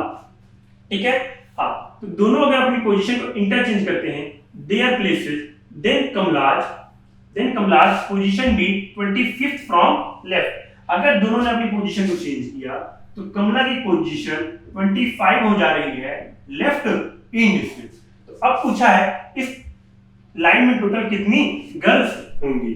ठीक है, तो ध्यान सुनिए कैसे करेंगे हम। हाँ, एक चीज आपको ध्यान रखना, ध्यान सुनिएगा, ये जो कमला की पोजीशन है आपको लेफ्ट हैंड से भी पता है और राइट हैंड से भी पता है। कैसे, ध्यान सुनिएगा, ये वीणा की पोजीशन है 16 यहां से दिया हुआ है, यहां से ध्यान से सुनिए 25 दिया हुआ है, तो आप 16 प्लस 25 करेंगे दैट इज 41। लेकिन इस 41 में आपको ध्यान रखना है कि ये जो कमला है ये क्या कर गई, रिपीट कर गई है। ठीक है, कहने का मतलब अगर एक पर्सन की पोजीशन आपको फ्रंट से भी दिया हुआ है और लास्ट से भी दिया हुआ है तो आपको पता है कि हम 16 प्लस 25 इक्वल टू 41 माइनस 1 कर देते हैं। इसका कितना जाएगा answer, 40 is the right answer, that is option number C. Question number 10, ध्यान सुनिएगा, फिगर से रिलेटेड है। आपको दो फिगर बना के, ध्यान, 3 फिगर्स बना करके दिया हुआ है, जहां पे आपको फर्स्ट वाले का सेकंड से रिलेशन दिया है, थर्ड एंड यहां पर एक रिलेशन दिखाना है। तो ध्यान देखिएगा, अगर हम यहां की बात करें प्यारे साथी तो ध्यान सुनिएगा, टोटल 4 लाइन से मिलकर ये फिगर बना है, 1 2 3 4। आगे देखिए, इस वाली सेकंड की बात करूं तो टोटल 5 लाइन से बना है, 1 2 3 4 5 लाइन। यहां पे 4 लाइन हो गई, यहां पे 5 लाइन से बना हुआ है। आगे इस वाली फिगर की अगर मैं बात करूं 1 2 3 4 5 6, टोटल 6 लाइन से बना है। तो अब जो भी ऑप्शन बनेगा इसका वो क्या होना चाहिए, 7 लाइंस का बनना चाहिए। ध्यान सुनिएगा, क्या ये बी ऑप्शन होगा, नहीं। क्या ये सी ऑप्शन होगा, ध्यान दीजिए, 1 लाइन 2 3 4 5 6 नहीं होगा। आगे डी ऑप्शन में आपको सीधे सीधे कट जाएगा। अब देखिए ध्यान से, अगर मैं ए ऑप्शन को लेता हूं ना, 1 2 3 4 5 लाइंस 6 लाइंस 7 लाइंस। ठीक है, तो आपका क्या हो जाएगा, option number A, that is right answer. ध्यान सुनिए, यहाँ पे 4 लाइंस, यहाँ पे 5 लाइंस, यहाँ पे 6 लाइंस, 4 लाइंस 5 लाइंस 6 लाइंस, आगे कितनी होनी चाहिए, 7 लाइंस। क्लियर है सभी दोस्तों को। आगे देखिए, आगे हम बात करते हैं क्वेश्चन नंबर, ठीक है, क्वेश्चन नंबर 11 सभी साथी ध्यान से देखेंगे। आपको क्या बना हुआ है, एक फिगर बना हुआ है जिसमें आपको क्या करना है, बताना है ये फिगर किस आकृति में आपका इम्बेड करेगा। ध्यान दीजिएगा, अगर इस फिगर को हम ध्यान से लेते हैं ना, ध्यान से लेगा, आपको एक पॉइंट ऐसा मिल रहा है, एज वाला। ठीक है, कहने का मतलब आपको एक स्ट्रेट लाइन मिलनी चाहिए जो कि क्या हो, एक कोण पर हो।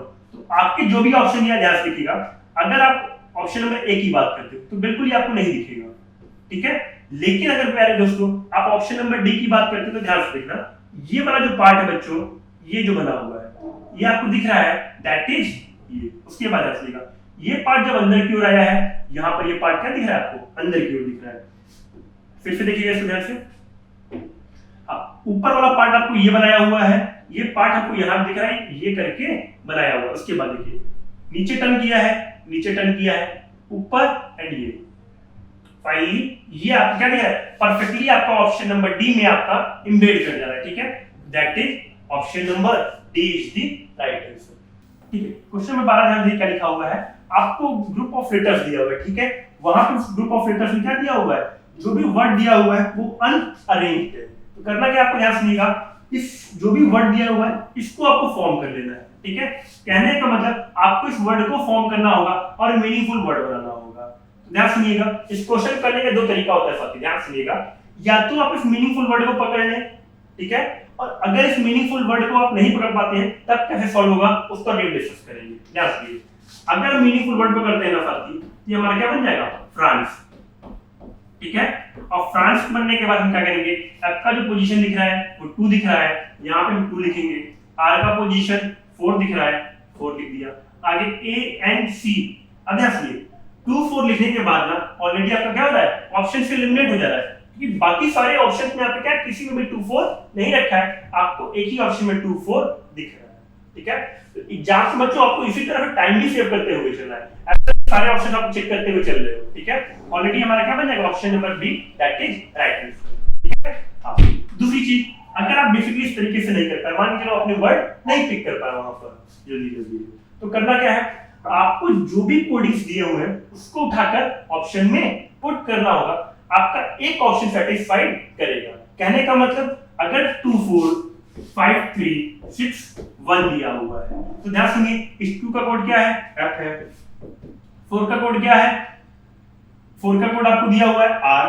आगे 5 3 6 की बात करें तो 5 3 6 के जो कोड दिया है प्यारे दोस्तों, वो दिया है आपको A and C।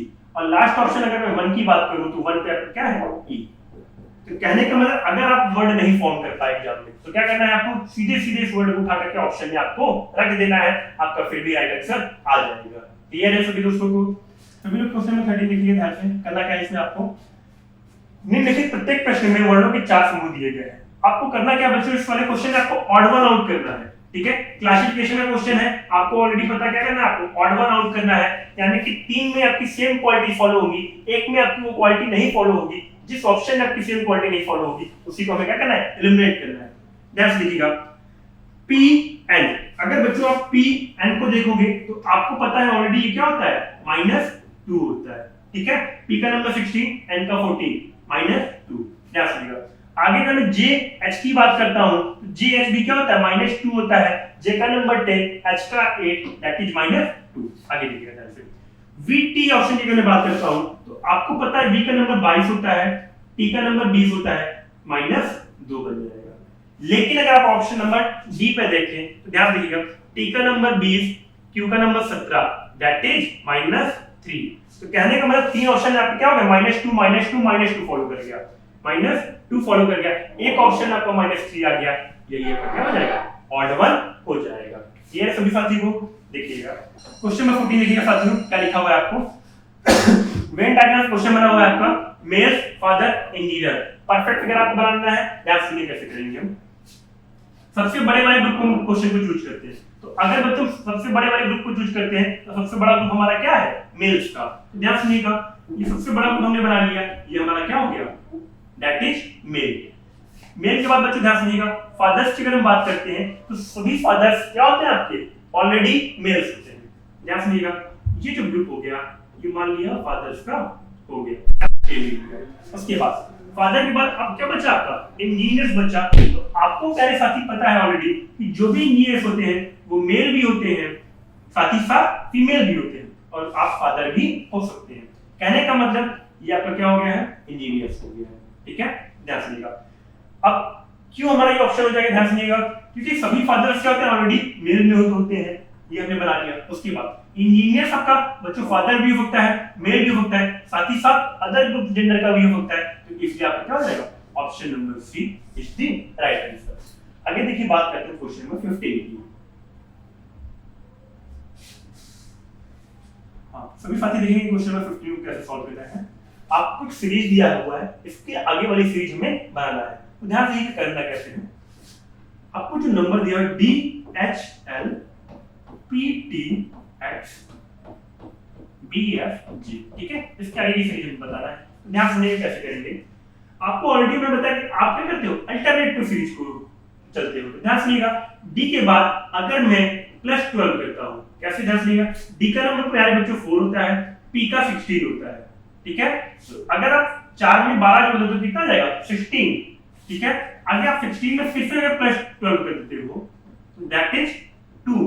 क्यों, ध्यान सुनिएगा, 16 के बाद आप +10 करते हो 26 Z तक जाते हो, Z के बाद आप वापस से क्या आते हो, A B, 2 और प्लस कर देते हो। तो कहने का मतलब P 16 और 2 के बीच में +12 का गैप है। आगे कितना होना चाहिए, +12 का गैप। तो 2 में अगर मैं +12 जोड़ूंगा कितना जाएगा, 14, और 14 पे हमारा क्या आता है, 14 पे प्यारे दोस्तों n आता है। क्लियर है, आगे देखिए ध्यान से। H की बात करूं प्यारे दोस्तों 8, T की बात करूं 20, +12 दिख रहा है प्यारे दोस्तों। यहां भी +12 हम करते हैं, F का कोड 6 +12 हो रहा है। अभी 6 के बाद प्यारे दोस्तों अगर मैं +12 करता हूं कितना आ जाएगा, n r। और प्यारे दोस्तों अगर हम ऑप्शन को देखते हैं, तो ध्यान दीजिएगा, बाकी किसी भी ऑप्शन में n r आपके नहीं है, तो सीधे सीधे आपका क्या हो जाएगा, ऑप्शन से आपका A बन जाएगा। पूरा बनाने का हम एग्जाम में टाइम वेस्ट नहीं करते रहेंगे। ठीक है, आपका NRV is the right answer. ठीक है, क्योंकि आपके 3 ऑप्शन में n है ही नहीं, तो NRV is the right answer. आगे देखिए बात करते हैं क्वेश्चन नंबर 16 की। क्वेश्चन नंबर 16 आपका फिटिंग अरेंजमेंट से है, ध्यान से देखिएगा। क्वेश्चन नंबर 16 क्या लिखा हुआ है आपको, 5 boys are sitting in a रो, 5 लड़के एक पंक्ति में बैठे हुए हैं। मान लीजिए ये आपका लाइन होगी, ठीक। इसके बाद ए बी के दाएं है, ध्यान सुनिएगा। मान लीजिए आपका क्या हो गया, ए हो गया। अब ए क्या है, बी के दाएं है, तो बी आपका कहां हो जाएगा, यहां हो गया बी। ए बी के दाएं है। आगे क्या लिखा हुआ है, ई बी के बाएं है। ई क्या है, बी के बाएं है, तो ई अगर बी के प्यारे दोस्तों बाएं है, ई हमारा क्या हो गया, बी के बाएं है। परंतु सी के दाएं है, ई हमारा क्या है, बी के बाएं है परंतु सी के दाएं है। ध्यान सुनिएगा, ई बी के बाएं है परंतु सी के दाएं है, इसका मतलब यहां पे हमारा क्या हो जाएगा, सी। ठीक है प्यारे साथी, इसके बाद ध्यान सुनिए, ए डी के बाएं है, ए डी के बाएं है, इसका मतलब डी कहां हो जाएगा हमारा, यहां बन जाएगा। क्लियर है। अब इसके बाद ध्यान सुनिए, पूछा है हमसे तो बीच में कौन बैठा हुआ है। ध्यान से देखिएगा, 5 लड़के एक पंक्ति में बैठे हुए हैं, 5 लड़के हमारे एक पंक्ति में बैठे हुए हैं, ए बी के दाएं बैठा हुआ है। उसके बाद ई बी के बाएं है, ई बी के बाएं है परंतु सी के दाएं बैठा है, सी के दाएं बैठा हुआ है। यदि ए डी के बाएं है, ए डी के बाएं है, तो बीच में कौन बैठा हुआ है, बीच में बच्चों हमारा दिख रहा है, कौन सा पर्सन बैठा हुआ है, that is B.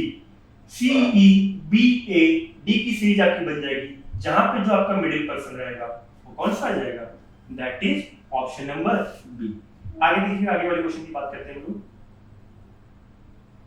Question number 17, ध्यान दीजिए क्वेश्चन नंबर 17 क्या लिखा हुआ है आपको, फिगर का है, थोड़ा सा क्वेश्चन बड़ा कर लेते हैं। ध्यान दीजिए क्या लिखा हुआ है क्वेश्चन नंबर 17। हाँ, क्वेश्चन नंबर 17 में आपको एक फिगर बनाना है और इसमें जो हिडन पार्ट है वो हमें ढूंढना है। ठीक है, तो ध्यान सुनिए कैसे बनेगा क्वेश्चन नंबर, फिगर कंप्लीशन का है। ध्यान सुनिएगा, सीधे सीधे बच्चों हम ऑप्शन से एलिमिनेट करने की कोशिश करेंगे। ध्यान सुनिए कैसे, एक पार्ट बच्चों का गोला होना चाहिए, एक पार्ट गोला हमें ऑलरेडी चारों ऑप्शन में दिखा है। उसके बाद ध्यान सुनिएगा, ये पार्ट बच्चों का जो मिसिंग पार्ट है वो छोटा छोटा, ये क्या बना हुआ, गोले बने हुए दो, तो छोटे छोटे गोले ध्यान सुनिए इस ऑप्शन में नहीं है, कट जाएगा। यहाँ भी नहीं है, यहाँ है पर साइड गलत दिया हुआ है। जब आप ऑप्शन नंबर डी को देखते हो, ध्यान सुनिएगा, ये गोला बच्चों यहाँ पर, ये गोला यहाँ पर, ये गोला यहाँ पर, यहाँ पर, तो आपका क्या हो जाएगा, ऑप्शन से एलिमिनेट करेंगे, सीधे सीधे आपका option number D that is right answer. आगे देखिए, अगले वाले क्वेश्चन की बात करते हैं, क्वेश्चन नंबर 18 की। क्वेश्चन नंबर 18 सभी साथी देखिए ध्यान से, A E V Z D G, इसके आगे आपको नेक्स्ट क्या कोडिंग होगी बताना है। ठीक है, एनालॉजी क्वेश्चन है प्यारे साथी आपका, ध्यान देखिए कैसे करेंगे आप।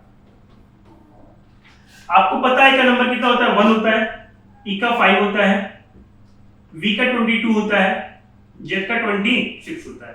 आगे का मैं बात करूं, डी का 4, जी का 7। तो अरे दोस्तों होता क्या, ध्यान सुनिएगा, इस 5 और 22 का जो सम होता है वो कितना होता है, 27। कहने का मतलब हम कह सकते हैं ई का रिवर्स वी दिया हुआ है, तो 1 का रिवर्स 26 दिया हुआ है। ठीक है, रिवर्स ऑर्डर क्वेश्चन कर दिया बच्चों, तो कहने का मतलब इस जी का जो भी रिवर्स होगा वो यहाँ होना चाहिए। तो जी का जो रिवर्स होता है प्यारे साथियों 7 + 20 कितना हो जाएगा, 3।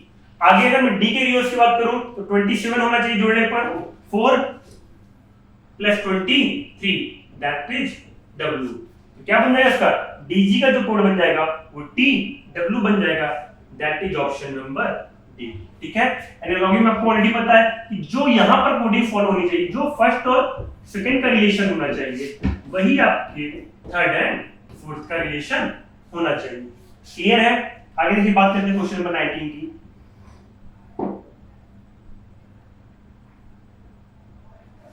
क्वेश्चन नंबर 19 को लिखेंगे ध्यान से।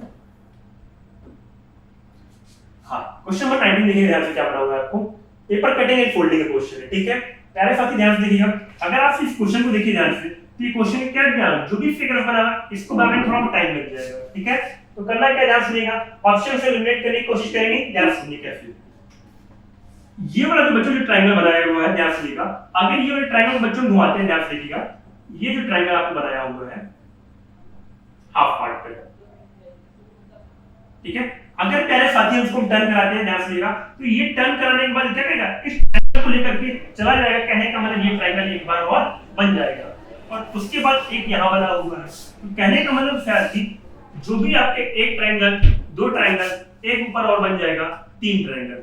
तो कहने का मतलब 3 ट्रायंगल आपके एक साइड की ओर हो जाएंगे और इन्हीं 3 ट्रायंगल क्या करेंगे, जब आप पलटेंगे तो 3 ट्रायंगल आपके यहाँ भी बन जाएंगे। तो कहने का मतलब 3 ट्रायंगल आपके ऊपर की ओर और 3 ट्रायंगल नीचे की ओर। तो 3 ट्रायंगल प्लस 3 ट्रायंगल कितने बन जाएंगे, टोटल आपके 6 ट्रायंगल आपको फॉर्म होते हुए इस फिगर में दिखेंगे। तो जो भी 6 ट्रायंगल वाला आपका ऑप्शन होगा प्यारे साथी, वही आपका क्या होगा, राइट आंसर। तो ध्यान सुनिएगा, ऑप्शन नंबर ए में आपके 4 ही दिया हुआ है, गलत हो जाएगा। यहाँ आपको 5 ट्रायंगल बना के दिया है, बिल्कुल गलत। ऑप्शन नंबर डी की बात करें, 3 ट्रायंगल्स बनाया है, गलत हो जाएगा।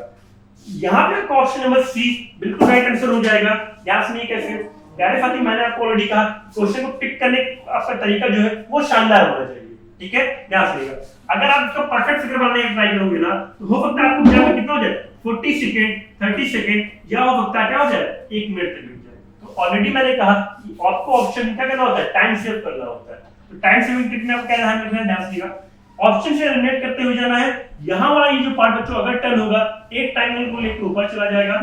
उसके बाद अगर यहाँ पे 3 ट्रायंगल बन गए तो उसके अपोजिट साइड भी क्या बनेंगे, 3 ट्रायंगल और बन जाएंगे। टोटल 6 ट्रायंगल आपको जिस ऑप्शन में दिखेंगे वो आपका राइट ऑप्शन हो जाएगा, that is option number C. आगे देखिएगा, आगे बात करते हैं क्वेश्चन नंबर 20 की। क्वेश्चन नंबर 20 में प्यारे साथी आपको बताना है, ध्यान सुनिएगा। देखिए मिरर इमेज में होता क्या है, अगर इस क्वेश्चन की बात करें क्वेश्चन नंबर 20 में, तो ऑलरेडी हमको मिरर इमेज की क्वालिटी पता है। क्या होता है मिरर इमेज में, जो आपका फर्स्ट सेकंड है, जो आपका सेकंड रहता है वो फर्स्ट बन जाता है, जो आपका फर्स्ट रहता है वो आपका यहाँ पे सेकंड बन जाता है, और जो आपका सेकंड रहता है वो क्या बन जाता है, फर्स्ट। एक मिनट फिर से देखिएगा। हाँ, अगर इस फर्स्ट सेकंड की बात करूं तो मिरर इमेज में क्या होता है, ये सेकंड आपका लास्ट में है, ये सेकंड यहाँ पे फर्स्ट में बन जाएगा, ये फर्स्ट आपका यहाँ पे क्या है, स्टार्टिंग में है, यहाँ पर लास्ट में बन जाएगा। तो सेम इसी क्वालिटी को हम फॉलो करते हैं, ध्यान दीजिए कैसे। अगर इस वाले फिगर की बात करूं तो ये ट्रायंगल यहाँ पे लास्ट में है प्यारे साथी, और प्यार यहाँ पे क्या है, लास्ट में है। जो भी इसके ऑप्शंस बनेंगे वहां पे क्या होना चाहिए, ये क्रॉस पहले होना चाहिए। ध्यान सुनिएगा, ये क्रॉस क्या है आपका ऑप्शन नंबर ए में पास होने है, क्लियर है। आगे देखिए, आगे बात करते हैं क्वेश्चन नंबर 21 की। 21 आपका फिगर काउंटिंग से रिलेटेड है, ध्यान से कैसे करेंगे। आपको पूछा हुआ निम्नलिखित चित्र में कितने ट्रायंगल्स हैं, ध्यान सुनिएगा कैसे करेंगे इस क्वेश्चन को। अगर इस क्वेश्चन की बात करूं मैं, ध्यान सुनिएगा, ये वाला जो बच्चों फिगर आपको होता है ना, ध्यान सुनिए, ये वाला जो फिगर होता है यानी साथ ही इसमें 8 ट्रायंगल होते हैं। कितने ट्रायंगल होते हैं, 8 ट्रायंगल होते हैं, ठीक है। आगे अगर इसमें 8 ट्रायंगल हो गए तो इस फिगर में कितने होते हैं, नीचे वाले जो फिगर अगर मैंने बता दिया तो 8 ट्रायंगल इसमें भी हो जाएंगे। कहने का मतलब 8 ट्रायंगल ऊपर हो गए, 8 ट्रायंगल आपके नीचे की ओर हो गए। आपको पता है 8 ट्रायंगल प्लस 8 ट्रायंगल कितने हो गए, 16 ट्रायंगल, ठीक है। इसके बाद अगर मैं 2 ट्रायंगल्स को, 2 स्क्वायर्स को इस तरह से ऐड कर रहा हूं तो ऐड करने के बाद प्यारे साथी 2 ट्रायंगल हमको और दिख जाएगा। देखिए कौन से, ये वाले, एक ट्रायंगल ये, एक ट्रायंगल ये, तो 8 प्लस 8 16 ट्रायंगल प्लस 2 ट्रायंगल आपके नए फॉर्म हो जाएंगे, ठीक है। कहने का मतलब इस तरह की 2 आकृति को जब भी आप ऐड करोगे 2 ट्रायंगल्स आपको नए फॉर्म हो जाएंगे। उसके बाद अब अगर मैं इस ट्रायंगल की बात करता हूं, एक ट्रायंगल ये बनाया हुआ है, एक ट्रायंगल ये बनाया हुआ है, तो ध्यान सुनिए कैसा होता है। आपको पता है 1 + 2 लगा देंगे, 1 + 2 दैट इज 3 ट्रायंगल। 3 ट्रायंगल यहां पे मिल जाएगा, 3 ट्रायंगल यहां मिल जाएगा। तो कहने का मतलब 16 + 2, उसके बाद 3 ट्रायंगल प्लस 3 ट्रायंगल 6 ट्रायंगल, ठीक है। ये कि ये 6 ट्रायंगल बनने के बाद मैंने आपसे ऑलरेडी कहा 2 फिगर्स जब ऐड होते हैं आपके 2 ट्रायंगल और बन जाते हैं। तो कहने का मतलब अगर यहाँ पे हम जोड़ते हैं, ध्यान सुनिएगा बात, ये ट्रायंगल आपको नया मिलता हुआ देखिएगा, एक ट्रायंगल ये, एक ट्रायंगल ये दिख गया यहाँ पे 2 ट्रायंगल। उसके बाद देखिए यहाँ पर भी आपको क्या मिलेंगे, सेम इसी पैटर्न पे आपके 2 ट्रायंगल और मिलते हुए दिखेंगे। 2 ट्रायंगल यहाँ पर आपको और मिलते हुए दिखेंगे, ठीक है। और ये 2 ट्रायंगल हमारे कौन बन जाएंगे, एक तो ये ट्रायंगल बन जाएगा, दूसरा ये वाला फॉर्म हो जाएगा। तो कहने का मतलब आपको प्लस 2 ट्रायंगल और करने पड़ेंगे। 16 + 2 कितना हो जाएगा, 18, 18 + 6 आपको 24, प्लस 2 ट्रायंगल आपको और ऐड करने पड़ेंगे, दैट इज 28 ट्रायंगल, ठीक है। आपका ऑप्शन नंबर सी 28 बिल्कुल राइट आंसर हो जाएगा। आगे देखिए बात करते हैं क्वेश्चन नंबर 22 की। इसमें भी आपको ऑड वन आउट करना है साथी, ध्यान से सुनिएगा। क्लासिफिकेशन का क्वेश्चन ध्यान से सुनिएगा होगा। तमिलनाडु, कर्नाटका, केरला, पुडुचेरी, आपको 4 ऑप्शन दिए हैं। इन 4 ऑप्शन में अगर हम ध्यान देखें तो 3 ऑप्शन बच्चों के क्या है, स्टेट है। 3 ऑप्शन आपके स्टेट है, असल में है तो चारों स्टेट, लेकिन 3 क्या है, नॉर्मल स्टेट है। एक ही आपको पुडुचेरी जो दिया है वो आपको क्या है, यूटी है, यूनियन टेरिटरी है, केंद्र शासित प्रदेश है।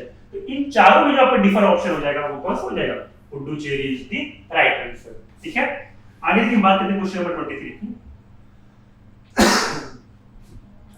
क्वेश्चन नंबर 23 देखिए ध्यान से क्या लिखा हुआ साथी। आपको क्वेश्चन नंबर 23 आपको दिया हुआ है,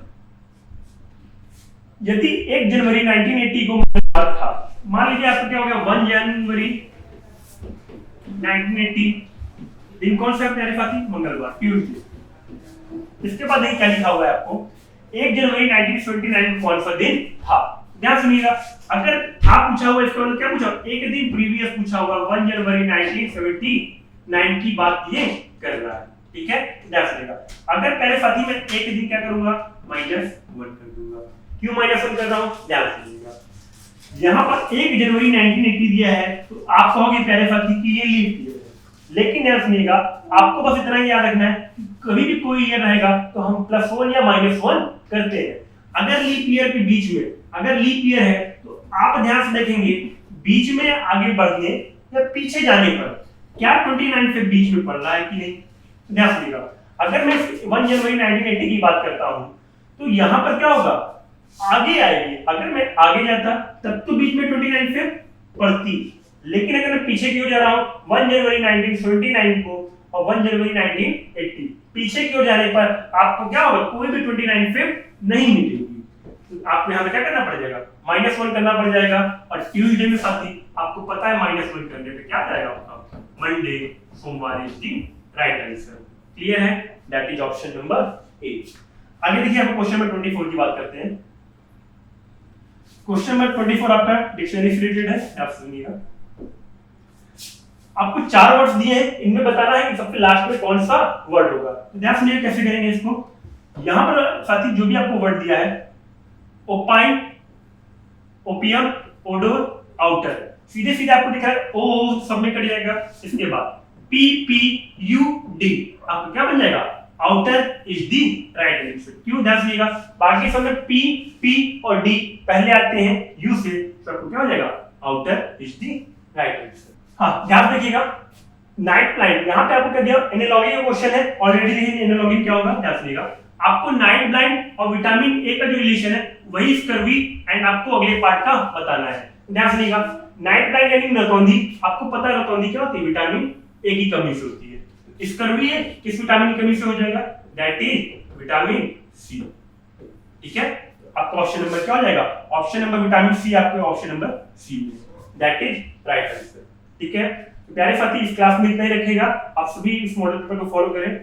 आपकी बेस्ट फ्रेंड किताबें होती हैं जो आपका करियर बनाती हैं और आपके ड्रीम्स को पूरा करती हैं। इसलिए मेजर कल सी क्लासेस लेकर आया है रक्षा क्षेत्र के सभी परीक्षाओं की संपूर्ण तैयारी के लिए एमकेसी पब्लिकेशन की तरफ से बेस्ट स्टडी मटेरियल, जो कि सेना द्वारा प्रेस्क्राइब्ड लेटेस्ट पैटर्न पर आधारित हैं, जिसमें आपको मिलेगा आसान भाषा में explanation, chapter wise question paper और ढेर सारे क्वेश्चन के कलेक्शंस, ढेर सारे शॉर्टकट और ट्रिक के साथ साथ क्वेश्चन को इजी, मीडियम और हार्ड लेवल में बांटा गया है। लास्ट 5 ईयर के क्वेश्चन को चैप्टर और टॉपिक वाइज मेंशन किया गया है, जो कि आपके 100% सफलता को सुनिश्चित करेंगे। तो देर किस बात की, तो आज ही ऑर्डर कीजिए अपनी डिफेंस प्रिपरेशन की बुक dlp.majorkalsiclasses.com से और कॉल कीजिए 9696330033 पर।